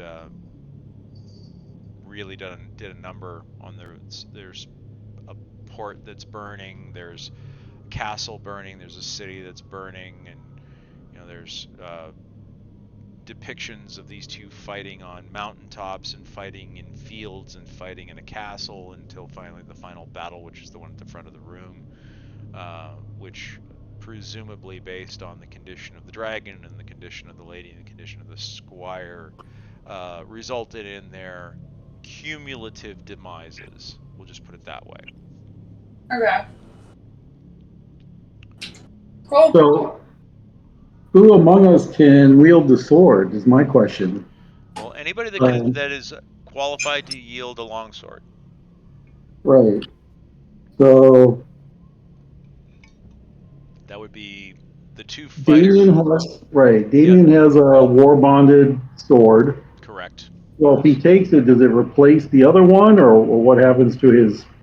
Is the other one unusable? He has two swords. One is his war bonded sword. Actually, both of them are war bonded.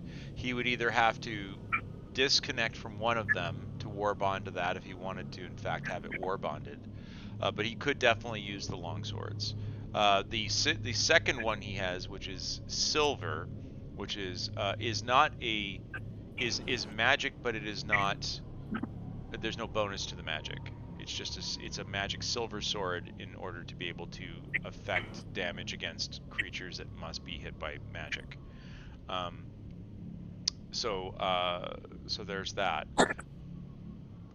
The other people in this party that would be able to use them, technically, I think Cauldron, I think you can, but I don't think so. Is that because I don't think rogues get long swords. It's martial melee, and you don't have martial melee, so no. Yeah, it's a specific list, I think. Yeah. So that one's not one you can. So and it wouldn't even work with sneak attack. So no, it wouldn't. But I was just like technically maybe, but no. Druger could, although he is, because of his specialization as a slasher, he's not a great weapon master. So for him, it's entirely possible to use it. But he does potentially give up some of his benefits that he gets from being a slasher, but not a ton. So he could use it. Ruger, you clearly could, because you already have long swords in your repertoire, so it would be usable by you. And I think even the clerics. I'm not sure. Let me check. Depends on what martial weapon, like if they get it. Yeah, let me double from check. Their domain. Yeah. I think Angelina maybe. Or whichever one's the life cleric. Yeah, Angelina. I think cause Elrin shouldn't be able to, because she's more of a specialist with things like hammers and so forth. Let me see, cleric. Class. Let me just double check this.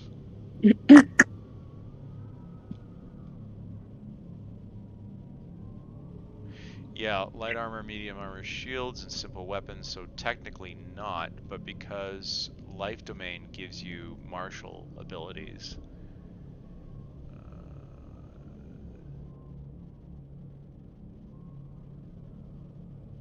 No, proficiency with heavy armor, so it wouldn't be one that she would typically want to be using. And I don't even think with the Tempest either. No, actually Elrin could. Elrin could, Angelina can't. She has proficiency with martial weapons and heavy armor. Because that's right, because the Tempest domain is more of the combat domain. So it's the other way around for us. But, so essentially either of the Elrin, Ruger, or Druger, or Damien. So the 4 melee-ish people could do so. The healer and the thief, not so much. All right. Okay. Well, I've got magic longswords that I can give to someone who can use a magic longsword. I would rather see it in the hands of somebody who's a melee fighter than a spellcaster, mainly, so that they're getting the full benefit of it. Yep. I don't know. What do the rest of you guys think? Well, Druger's like, I've got my battle axe and I'm more than happy with that, and I've got Hugh, and I like to hew with Hugh, so I'm good. But if no one else wants it, I'm happy to give it a home. Well, I would take it. You could have the Great Falchion that we picked up from the half ogre or half orc or half gorgon or half whatever, Ugh. or you could have something else. I think that still needs to be balanced. Yeah, our sword's a little heavy right now, but we certainly get it reworked. Tell you what, mate, I'm happy to take it. If you don't want the falchion, I'll take the falchion. Quick question. How many like pieces of weapons can we like hold on? Is there like a maximum that you Well, can technically, you can have anything set as being in a wielded status, which means you have it in some place where you could readily get to it and use it in okay. combat. But there's some things that you don't. Like Ruger's got his light crossbow stuck in his inventory because he's got a heavy crossbow, he doesn't need it. And his warhammer is packed away because he's not using it. That sort of thing, right? Yeah. I feel like the sword should go with either Ruger or Ruger, just because like I feel like Ruger's like strong enough to like be a good fighter with it, if you get what I'm saying. Makes sense. Yeah, if it increases my ability to hit, then I can add a lot of damage to it. Right, because it is magical, right? It is very much magical. So, Yeah, so any objection to the Dragon Slayer longsword going to Ruger? No, I think that's like the best idea. Okay. Personally. All right. I don't know, because I mean, I was a little confused, but the clerics, both Elrin and I, can't really hold a longsword, right? Or a magical You can't, one. but Elrin can. Elrin totally could, but she shouldn't be your primary wading into battle person. All right. And then Damien, I'm just scared of giving anything to him. And yeah. And Cauldron, I think I couldn't use any longsword. Okay. Very effectively. Well, she could use it, but she'd be at a disadvantage, so there's no point. Okay. Yeah. I think we need to get Damien some better armor so he can. Wasn't there armor in the horse room? There is horse armor. Yeah, there's barding. Oh, that's not. We can try giving him horse armor. That won't work for Damien until someone changes him into a horse. Right. All right. So we have transferred over the Dragon Slayer longsword over to you, Ruger. Okay. You can read the. You guys, you've heard of these kind of swords before. I mean, you guys aren't. You have a soldier's background, so you're familiar with these. Plus, being the Esamir Protector classification, this kind of weapon, while not something that you are hugely familiar with, you know enough of them to have a set without having to go in and do like an identify spell to get the gist of it. Although, maybe getting an identify spell might help you get down to the basics, the real meat of the issue as to what the particulars of this specific sword are. But you know that they're Barney badass when you start hitting dragons with it. Okay. All right. And if you want to attune it now, that's fine. You could wait till later. Damien's not here to have the conversation, so if you want to wait for him to come back before you have that, that's up to you guys. Okay. So, but we'll you could maybe, you guys could have a little exchange later on and talk it through and figure it out from there. He's not here, so you snooze, you lose. Okay? Hey, okay.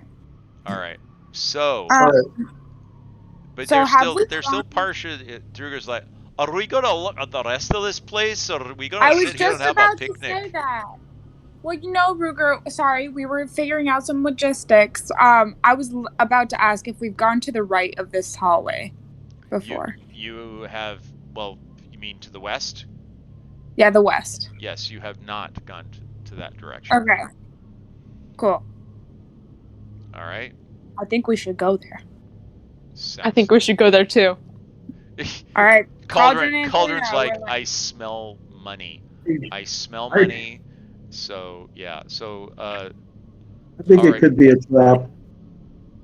But you guys can go ahead. All right. I'm not going to be desecrating any for cash. All right. First, I'm gonna try to look for traps about here-ish. I've lost somebody. Where's Ruger? Oh, there he is. Okay, I see. All right. So hold on. I gotta get everybody up here. Damien's pulling the rear. Steve, I see that you're kind of taking a point over there, going around the corner. You see that there is still one will-o'-the-wisp floating. Can I look for traps still? Okay, from where you are, go ahead and roll a perception roll for me, please.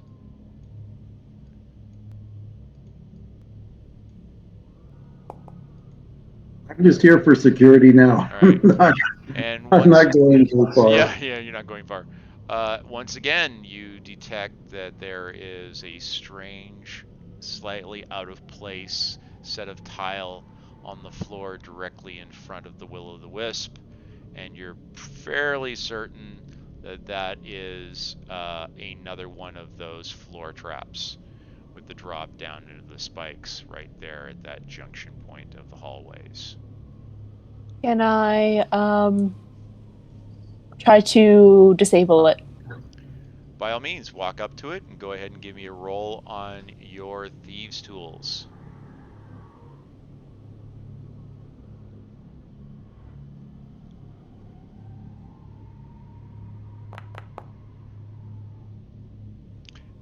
Wow.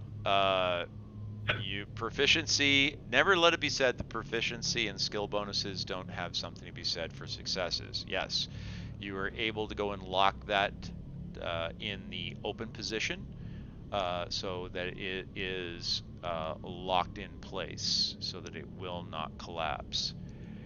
You notice that the will-o'-the-wisp goes back into the other room and seems to be waiting for you at the back of the room. I have a feeling that these willies are actually just like indicators that there's something in that room. I've often thought that willies are indicators, dear. But never mind. Sorry. Oh, I get it. Oh, shut up. Sorry. This is PG. It took This me is a so PG. long. It was a PG-13 show. It's a PG-13 show. All right, here we go. So, Cauldron, I need you to give me a Constitution roll, please. We the people, in order to form a more... Oh, saving throw? Doesn't Yes. matter. Yes, a Constitution-based saving throw. Okay. You notice you're not feeling any colder at the moment.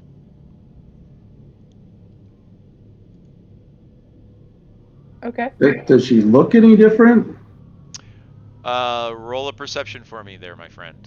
Oh, me? Yes. Perception or investigation, whichever one is higher for you. Investigation I actually have skill in, so I'll roll that. All right, you're the second one at 17, I take it? Yes. That is so weird. Yes. You're not sure, but as you're following behind her, you get the sense that she's emanating cold. So as you walk up behind her now in this hallway, you notice that it's definitely colder. She walks away, it gets warmer. You walk up behind her, it gets colder again. Okay, so I asked Cauldron, "Are you feeling all right?"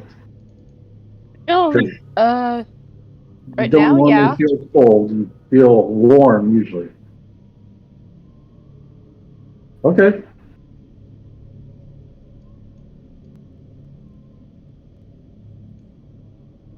Okay, well, that's gonna come up later. Let's keep an eye on her.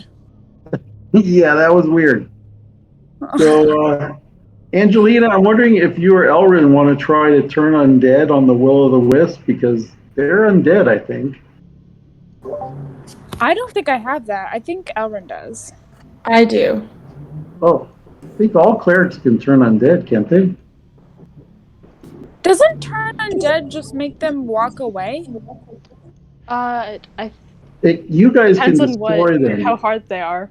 So Yeah, who are you At targeting? certain levels. Are you targeting Cauldron? the Wisp. The Wisp. Yes. It's over here now. Yes. It's at the It's not within 30 feet or whatever the turn undead radius is. correct. You have Right. to Is get a it? lot closer. I was going to suggest that Angelina and Elrin go in and try to turn it first before we like start opening sarcophagi and setting off more. Well, before, remember one of the willies just like passed through me and then just like disappeared? Maybe I should just like walk in. Yeah, you could try. Okay, I'll shuffle through y'all. Sorry, excuse me, pardon me. Well, or you could take the other passage. Oh, That works too. yeah, sorry, I'm gonna take the complicated route. All right. So you're at the doorway. Do you want to actually walk into the room? Yeah. All right. So you want to get within, you're now 1, 5, 10, 15, 20, 25, 30. So this is 30 feet right here. You're 30 feet away from the Will o' the Wisp. Do you want to try and turn it now?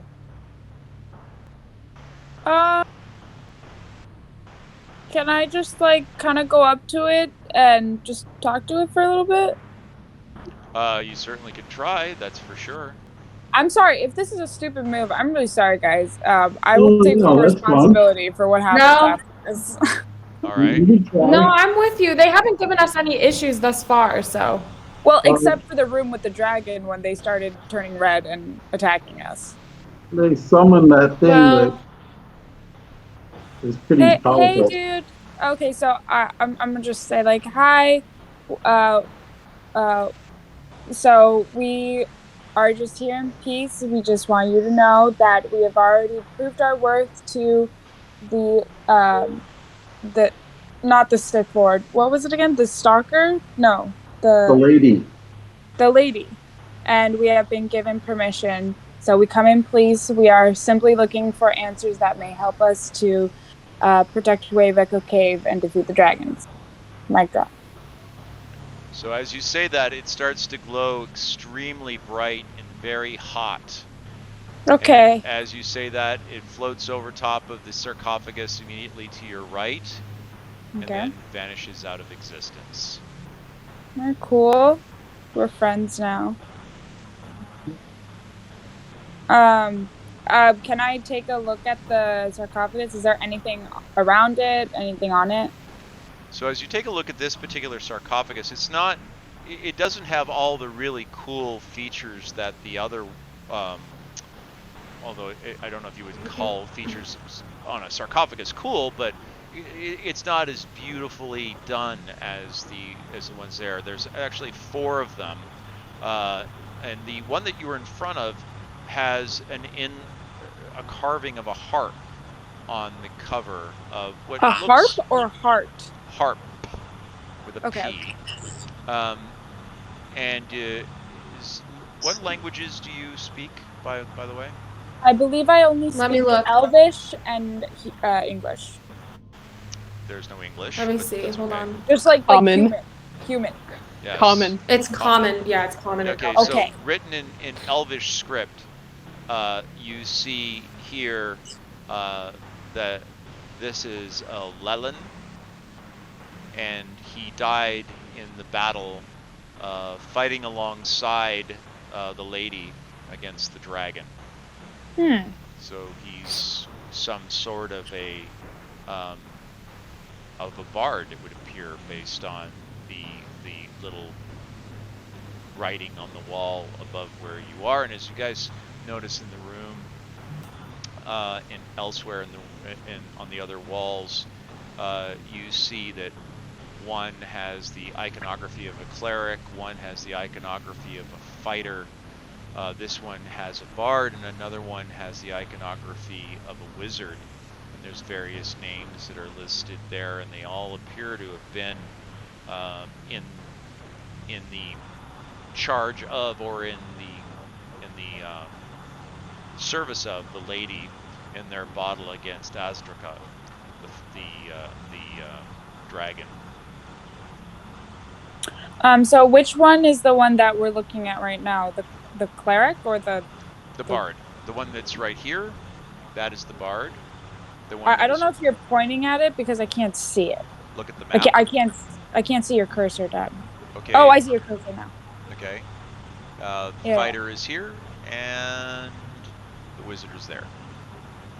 Okay. I'm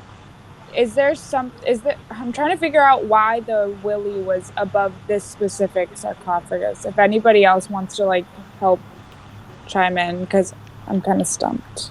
Well, that might be a really good thing to have maybe someone like a thief check out.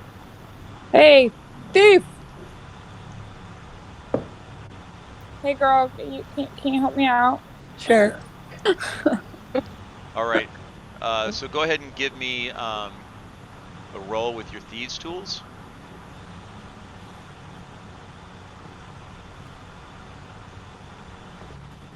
On.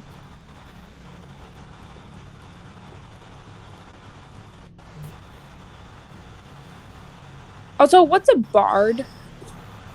That's like Bernard. No. He was a rogue. Oh, what? Bernard was a thief. Oh, Cauldron, you have a critical failure. No. It's okay. Good effort. You're pretty sure that someone put a lock on this thing to keep something in there, but you just broke the lock. And now the only way you're going to get that open is if you guys break the lid. No. Yes. No. No. I ain't doing that. I don't know if that's the move. Yeah, I would say no. I mean, technically, we've been given permission to take anything that we need, but it's like breaking a sarcophagus might not be.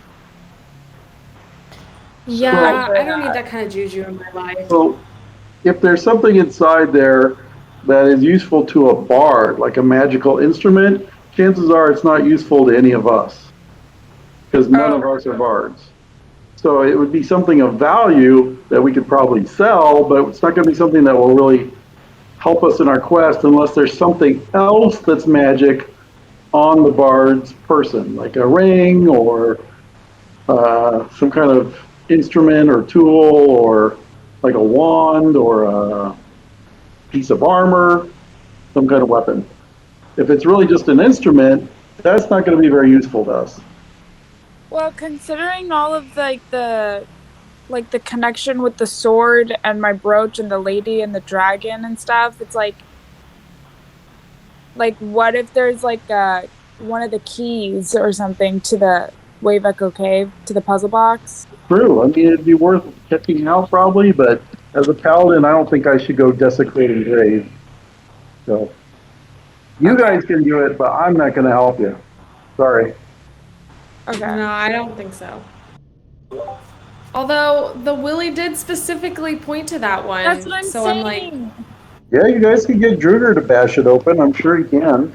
I have a feeling the DM is punching himself in the head right now. It's not that dramatic, but no, I can totally. So you say that you shouldn't be desecrating graves. And Druger goes, I've got no problem with doing anything like that. They're dead. It's not like they're gonna complain. No, but we don't know that. We don't know that. They could most certainly come back and complain. They complained the last time, but oh well. They gave us permission. It's fair game. Speak to another Willy. Oh man. You guys go ahead and do it if you're interested. See what's in there. As a cleric, I'm staying out of this conversation. I Too think bad Damien's not here to cast a vote. I know. Well, okay, so Cauldron and Andrew think it's totally fine. I'm on the edge, but I feel like there's a reason why the Willy was over it. So Okay. I got it. So Damien comes in and takes a look around and goes, "So, are we going into these? Are we not going into these? What's the story?" Ruger's, I think, going out for a smoke break. Yeah, I've just taken over his position, starting in the rear. There we go. I'm gonna step back. Damien, make sure you're gonna open the right one. All right. Well, which one do you want to open? The one that the Willy was over. This one over here? All The right. one the one in the back corner. Yeah, this one. All Yeah, right. it's Yeah, there we go. So to break it, he's going to target it. And he's going to use his sword against it.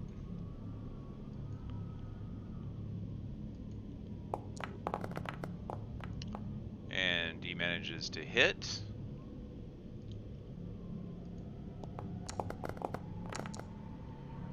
And he makes a pretty good chop at it.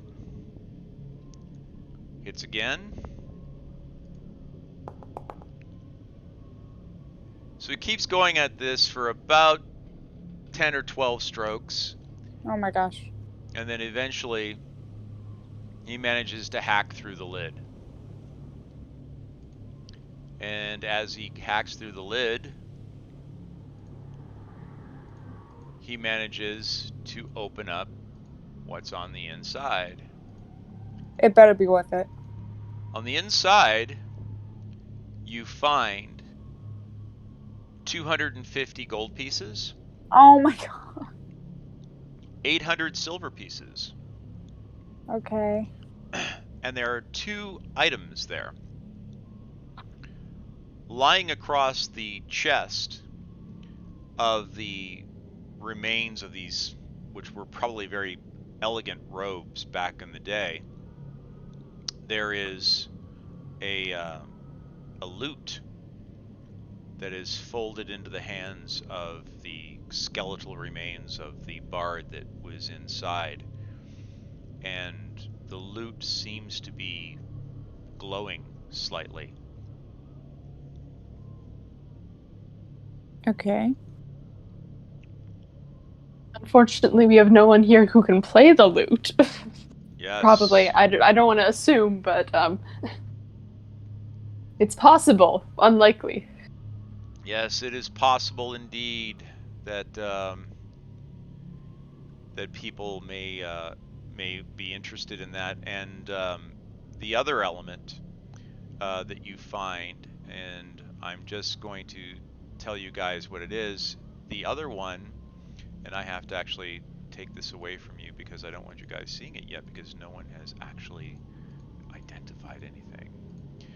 A very interesting necklace. The necklace itself is this beautiful silver chain, and it has seven reddish beads, perfectly round, that are hanging from very fine silver threads attaching itself to this necklace. And as Damien kind of moves his hand in that direction, the red balls kind of increase in luminescence and then go back down to normal again.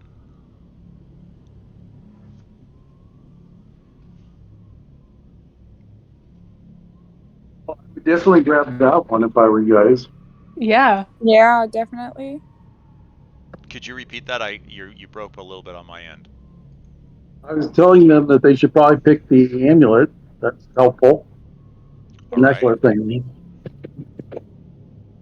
Yeah. Does I'm not sure Demon's about the Arcana loot. Go ahead. Yeah, I'm not sure about the loot either. Does Damien's Arcana tell him what the necklace does? He can try and identify it.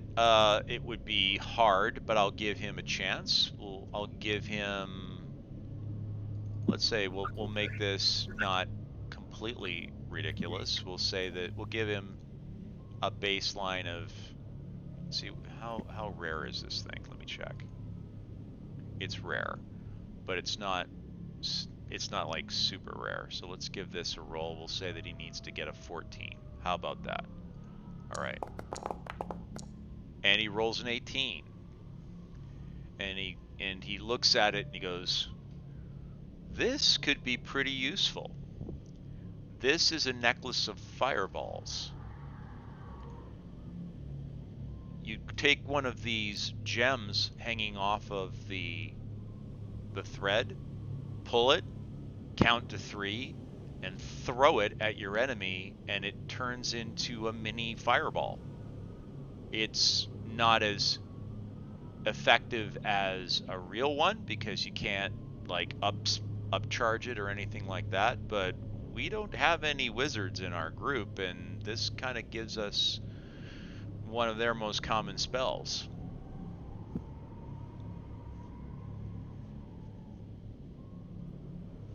Let's try the loot. Let me see how rare the loot is. It's actually common, so I'm going to give him a 12 on the Arcana roll.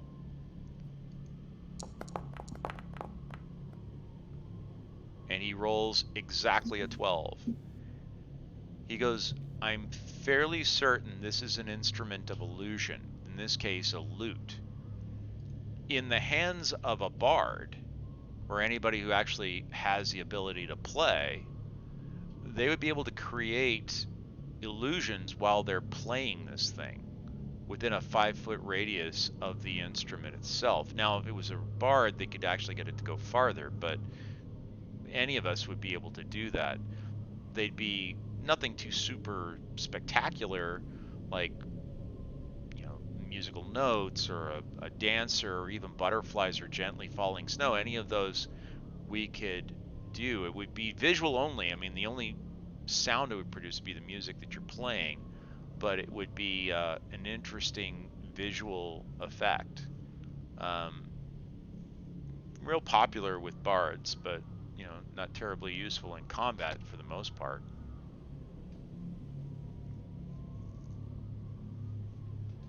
They're worth a pretty fair amount of coin. Yeah. Yeah, do we want to just like keep it for the sake of selling it later? Damien I mean, looks how at you portable and cocks an eyebrow. He goes, "Are you kidding?" And is it? he goes ahead and he grabs all of it.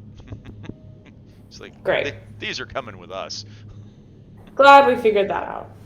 Yeah. All right. Does anybody want to check any of the other? Yeah, Cauldron would like to check probably the rest of them. Okay. Cauldron's going money, money, money, money, money, money, money. So Cauldron, go ahead and give me 3 more rolls with your thieves tools. You want to roll a 12 or better. I think Perfect. that's a 12 or better. That is perfect. That is a critical success. Ooh, that's new. That's a cool effect. Yeah, that was cool. I didn't. That's kind of a nice It's one. in the dice effect thing. Nice. All right, so all 3 of the remaining ones work, and you're able to open them. Sadly, they don't have anything overly cool inside of them, but each one of them has 100 gold pieces and 50 silver pieces inside of them in little leather satchels that are inside of their hands, the silver in the left hand and the gold in the right hand. So that's 300 gold pieces and 150 silver pieces. Do you want to distribute that to the party, or are you going to take them into your own personal charge for the time being?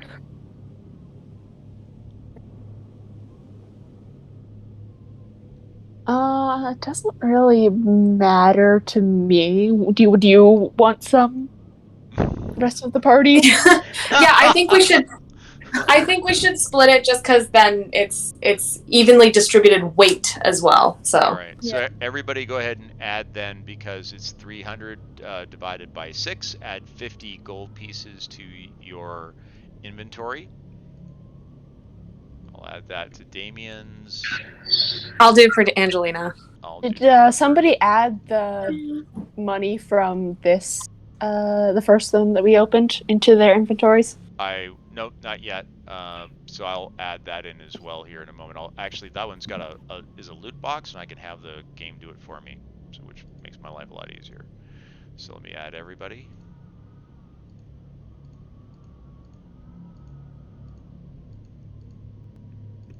All right. Split 6 ways. Everybody gets it. Isn't that cool? Makes my life so much easier. All right. I do need to get, but it did leave 4 gold pieces and 2 silver pieces left over. I will add those to Damien, seeing as how he took the risk of opening that up. I've added Ruger's. You're doing Angelina's, right? Yep. Everybody else already added their other 50 gold pieces? Yes. Cool, then this is now an empty box. So the sarcophagus now has bones in it, but other than that, nothing else. Cool. All right. Hey, DM. Yes. I actually have to go early a little bit today. Okay. But yeah, I mean, I think like, yeah, just don't die, you guys, because we've come so far. We've Try done not so to. well. I mean, I know you guys are probably gonna game for another 45 minutes, so I'll like catch up to that Well, later you on. can watch the stream later on, and hopefully they don't Oh die. yeah, that's nice. Okay. This is why I record them now, so when people can't watch live, they can watch the recording later on. Alrighty. Great Well, leadership, Angelina. what? Good leadership. You led the team through the catacombs. Ah, thank you. I just doing my job. Well, you did a good job. Thank you. Good luck on the rest, you guys. I'm Angelina's just gonna be taken over by Ninako. Yeah. Awesome. All right. Well, enjoy the See you rest of your guys. night. Take care. Bye, Makiko. Bye. All right. So, what is the party going to do now? You've managed to go and rob graves, steal swords, kill spectral beings. What's the next step on the agenda? Is that the whole thing? Have we seen the whole thing? I think that is, yeah. I mean, we could check for secret doors and things, but there may not be much Try more going to down go. that skinny little hallway thingy.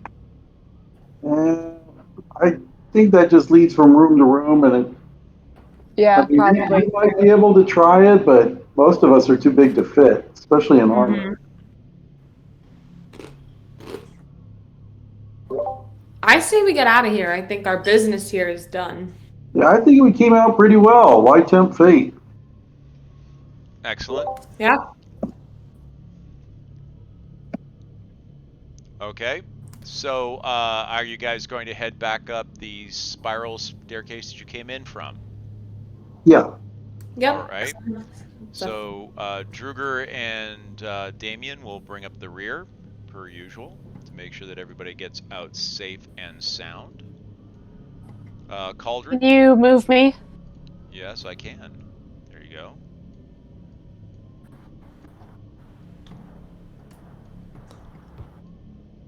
There you go.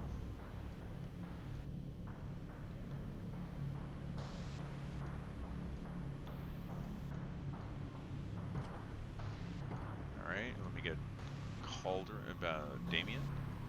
Awesome. All right. So everyone gets to the stairs. Are you guys going to try and get that barding that is on the skeletal horse in the Wraith's room? We could, Be but able to sell it, since it seemed to be decent to high quality. Yeah, I mean, I could get it out of here if we need to. It is on a horse, a skeletal horse at the moment. Can the horse come with us or not? I don't think many people would take kindly to an undead horse. Getting him True. through the hallways wouldn't be the issue. Getting him up the stairs, that's not going to be possible. He was probably carried down here. Need to take the He was meant to be here. animal Let him rest. handler. What was that, Steve? Animal handling. Will that horse allow me to take the barding off? You can try. Like on the floor next to it or something. It's actually physically on him. It's strapped to him. Okay, well, I'll try to take the barding off. Okay. As you start trying to unstrap it, do me a favor, roll for initiative. Oh, great. I should never listen to a thief. It always happens. Look at what you've done! We were so close to getting out of here! I know. So the horse was kind of cool with everything until you tried to take his barding. He's a little PO'd now, so he rears up and kicks you with his hooves. And smacks you pretty doggone hard, and hits you for 14 points of damage and knocks you kind of on your keister there. And now he's stomping and snorting and snarling. Yeah, I think I'm just going to try to turn him. Okay. Where is that? Do I have to target him? Or is it just like an area effect? I think you should target him just to be on the safe side, because he does get a resistance roll. Right. Okay. You did throw your make your attack. The warhorse skeleton failed, and as a result, he turns and starts to head to the other side of the room. Okay, we're done here. I'm not getting the barding. If you want it, you can go get it. See what happens when I try to desecrate something? It's like, it's yours! Never worth it. Not taking it. Yep. Not taking it. That's why I never became a thief.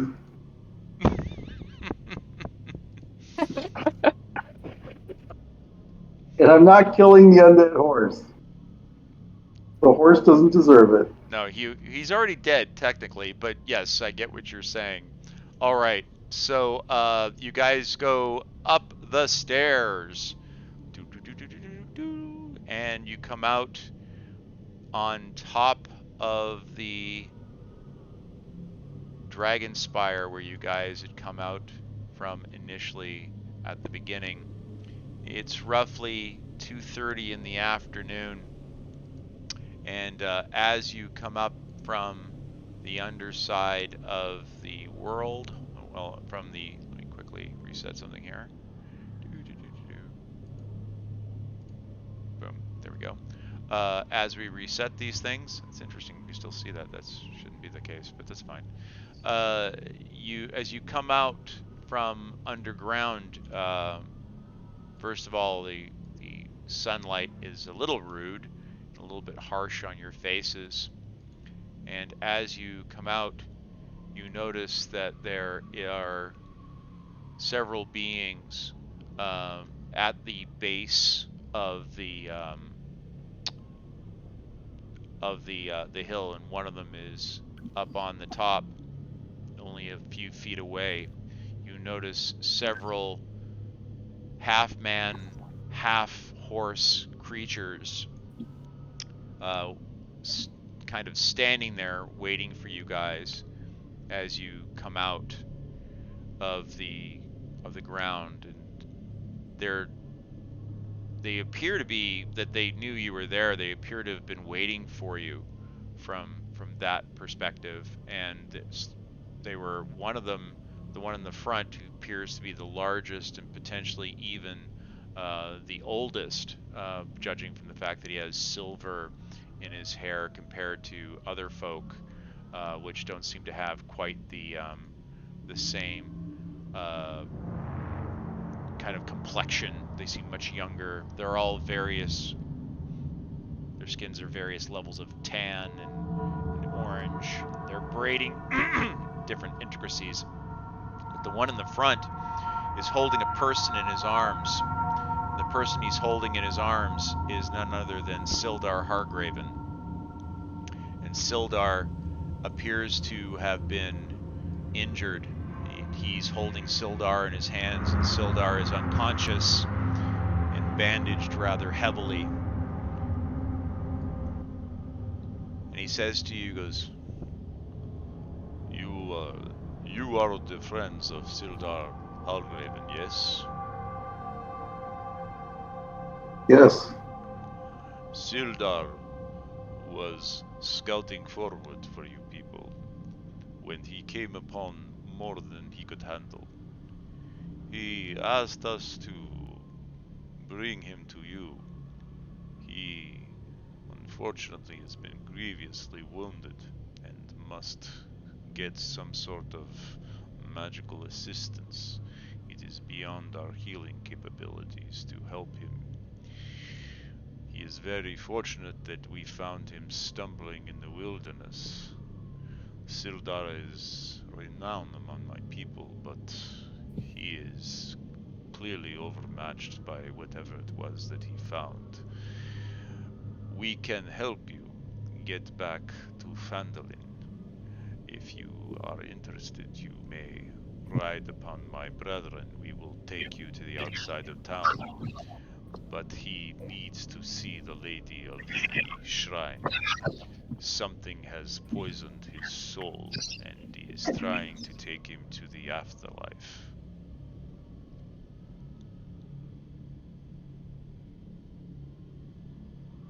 We thank you very How much. are we doing? Oh, yep, yep. Thank you. I Okay. don't know what else to say to that. He walks up. Thank you for saving his life. Sildar, many, many years ago, he he was one of the warriors that protected my family from an attack from the orcs and half-orcs that lived up in the mountains. We have a blood oath to him to protect him and his friends. He said that you would be here and that we should come to you and get him back to the Lady of the Shrine. But we are not welcome in Phandalin. Me and my kin will find ourselves being attacked very quickly should we get too close to that city. We will take you to the orchards on the outside of town, and we will wait to hear from you there. I hope we can get him there in time. Sildar is not the man he was 30 years ago when he fought alongside me, but he is still honorable. Quickly, get on to the backs of my brothers and sisters. We will take you to Phandalin as quickly as we may. Any objections from the party? I say let's ride off into the sunset. Excellent. Sounds good to me. So all of Ava? you, Yep. so each one of you gets up onto the backs of one of these centaurs. Just a second here. And you find yourselves heading on into the city of Phandalin.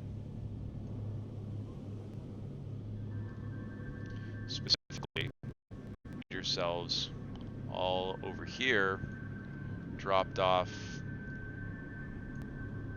at the back end. Hold on a moment here. Let me get you guys all over there.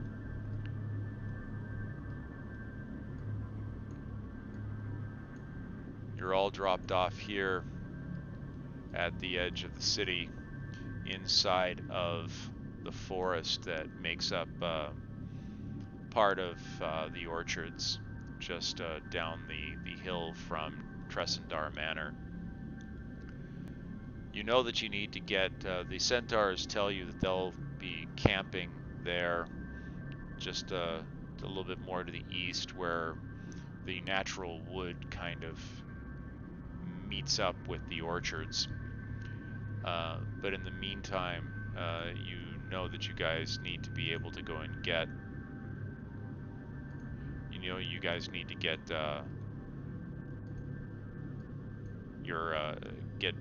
what's his name? Sorry, Sildar. You need to get him over to the Temple of Luck. So, do you guys still have your cloaks with you? They're in your packs. So you quickly don your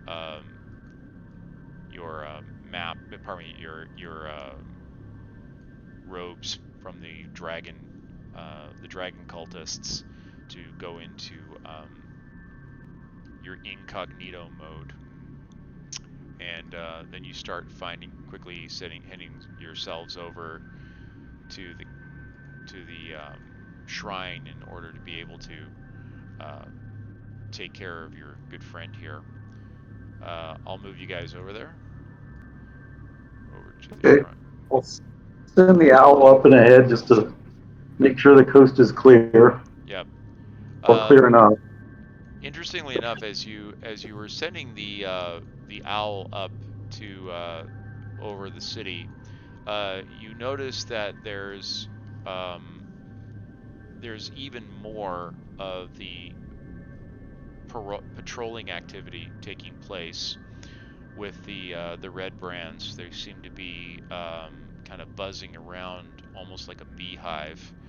You guys go over to the inn. Pardon me, to the shrine, and you drop off Sildar there. And Lady Gariel comes out and says, "It looks like he has been bitten by one of the undead. He is becoming a spectral being. He will slip into the underworld and become a tortured soul if we do not properly expunge this evilness from him. Leave him here with me. I will perform the necessary rituals to cleanse his blood and make him pure once again." Thank you. Should we go to the inn in the meantime? Just kind of lay low, see what happens? Sounds good. All right. So you guys go over to the inn, which is right across the street. I'll get you guys in there in just a quick sec. Here we go.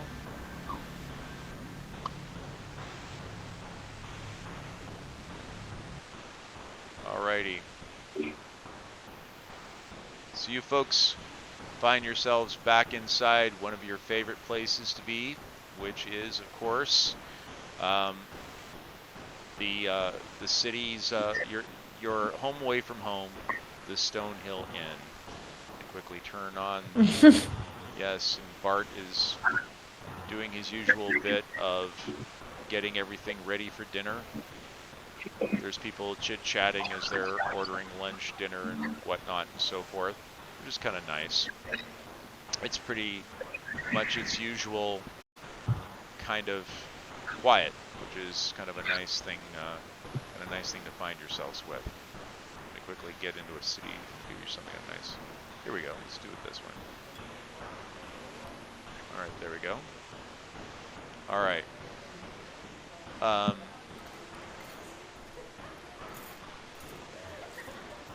There we are. So by the time you guys manage to get back to the city, it's already It's already well into the evening. It's now about 7:30 p.m. Sun started to go down. Dinner's being served. Bart's serving roasted venison with sides of carrots and roasted onions. He recognizes you guys when you walk in. He's learned to spot you guys from a mile away. He looks a little bit upset. He looks a little concerned. But he nods towards you guys to let you know the coast is clear as you head up the stairs and go into your rooms. As you go into the room, you find sitting on the table in the middle of the room a dagger stuck into the table. And on the dagger Looks like a threat. on the dagger, under the dagger, is a piece of parchment. And as you read the parchment, it says to you in the common tongue, I asked you nicely 3 times. 3 times you asked for my service, and I asked for payment. And not once have you been kind enough to return my professional courtesies. Therefore, I shall now take something that you want until you give me what I want. You will hear from me soon. Signed, the Spider. What an idiot. This is bigger than you. That's true. Literally, like, this is beyond, like, petty change. Like, this is, like, the cosmos, bitch. Get over it. Okay. All right. So understand that maybe there's some tension here between the characters. Understood. But it is fortunately the end of the evening. You all are getting a wonderful hot meal, and everyone gets an opportunity to get a good night's rest as the Lady Gariel works on healing up your good friend. Bart comes up. You hear a knock at the door about 20 minutes after dinner is served, and it's Bart standing in, filling the doorway. Well, I know that you guys don't like to cause a lot of trouble, but you guys seem to be getting a lot of attention in town right now. Don't want you guys being too scared, but I happen to know from my friend over at the orchards, you've got some people waiting out there in the pears and the apples. Here's the thing, you can't leave them out there, they're not safe. The red brands have been really looking around trying to find trouble, trying to find anybody around, so I'm gonna send one of my men out there to go and find them and bring them into the stables. Tomorrow morning they should be waiting for you down there. But for the love of Pete, try and keep a low profile, will ya? I can't keep covering for you guys.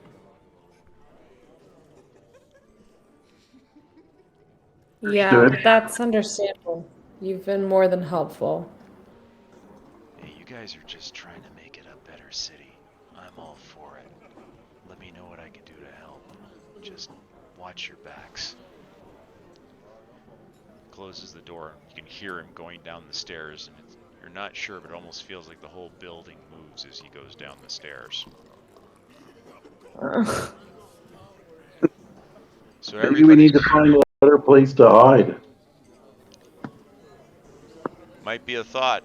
But are you guys going to do anything else on this evening, or are you guys going to take this opportunity Cauldron to would like rest? to get clean.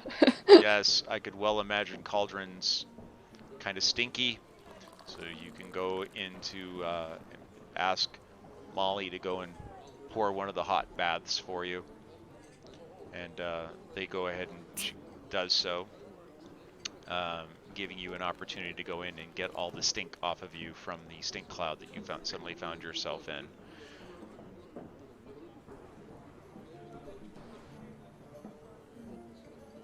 So Definitely will heal myself, so I was going to say, any healings that need to take place, now would be an excellent time. you I want am a an cleric excellent to do me a favor, or should I use a Yeah, I potion? can get you. Cool. Thank you. Let's see what we got here. Angelina's going to take a moment, and she's going to heal Cauldron.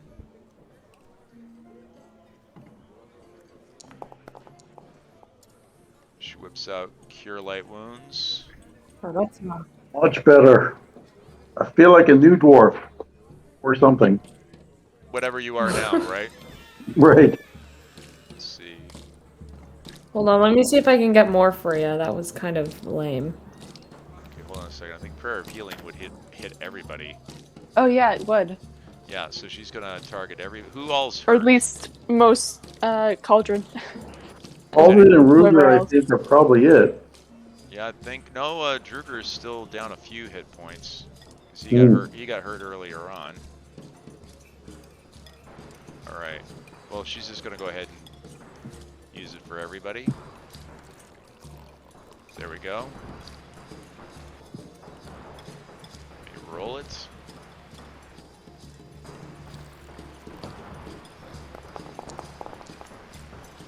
Excellent. Everybody gets 16 points worth of healing into them. So, Cauldron, you're pretty much back up to full power. Damien, sorry, Ruger, did you get yours? No, you should have gotten another 16. That would have taken you all the way up to 54. Yeah. And let's see, gotta add 16 to you. That's 47. He's only 1 hit point off when he sleeps tonight. That should get him right back to where he needs to be. Angelina was where she always was. And Elrin is 100%. So everybody is at 100% now with respect to their healing. All right. So guys, we are at an interesting position here. It's 5:40 game time here on the West Coast. You guys are about to take a long rest. I think it actually would make sense to end a little early tonight. Works for me. Yeah, because Yeah, it's that's kind of good. a natural place to stop. Because trying to get into anything too complicated. And we also are missing Damien and Angelina. Exactly. So I'm thinking now would be an excellent place to go and pause the game as we find ourselves in a situation where everybody is now rested. In fact, everybody, let's go ahead and take the long rest right now so that we're all on the next day. And it is a new day, so please do your rest.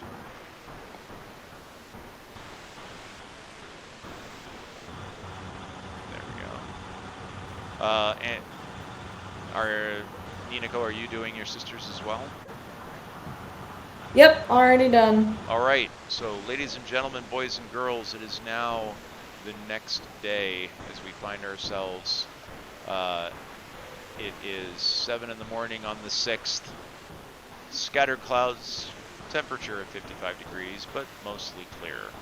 And that will be the weather when you wake up tomorrow morning. All right, so this is where we will pause our story. Nobody's dead yet. Yay! But very well, guys. Well We done. did it!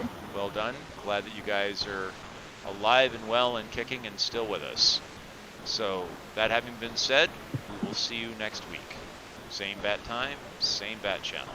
Woo. Take care, all. Thank you. I will leave the Awesome. game running for a while in case people want to add notes to their journals. All right? Bye. Will do.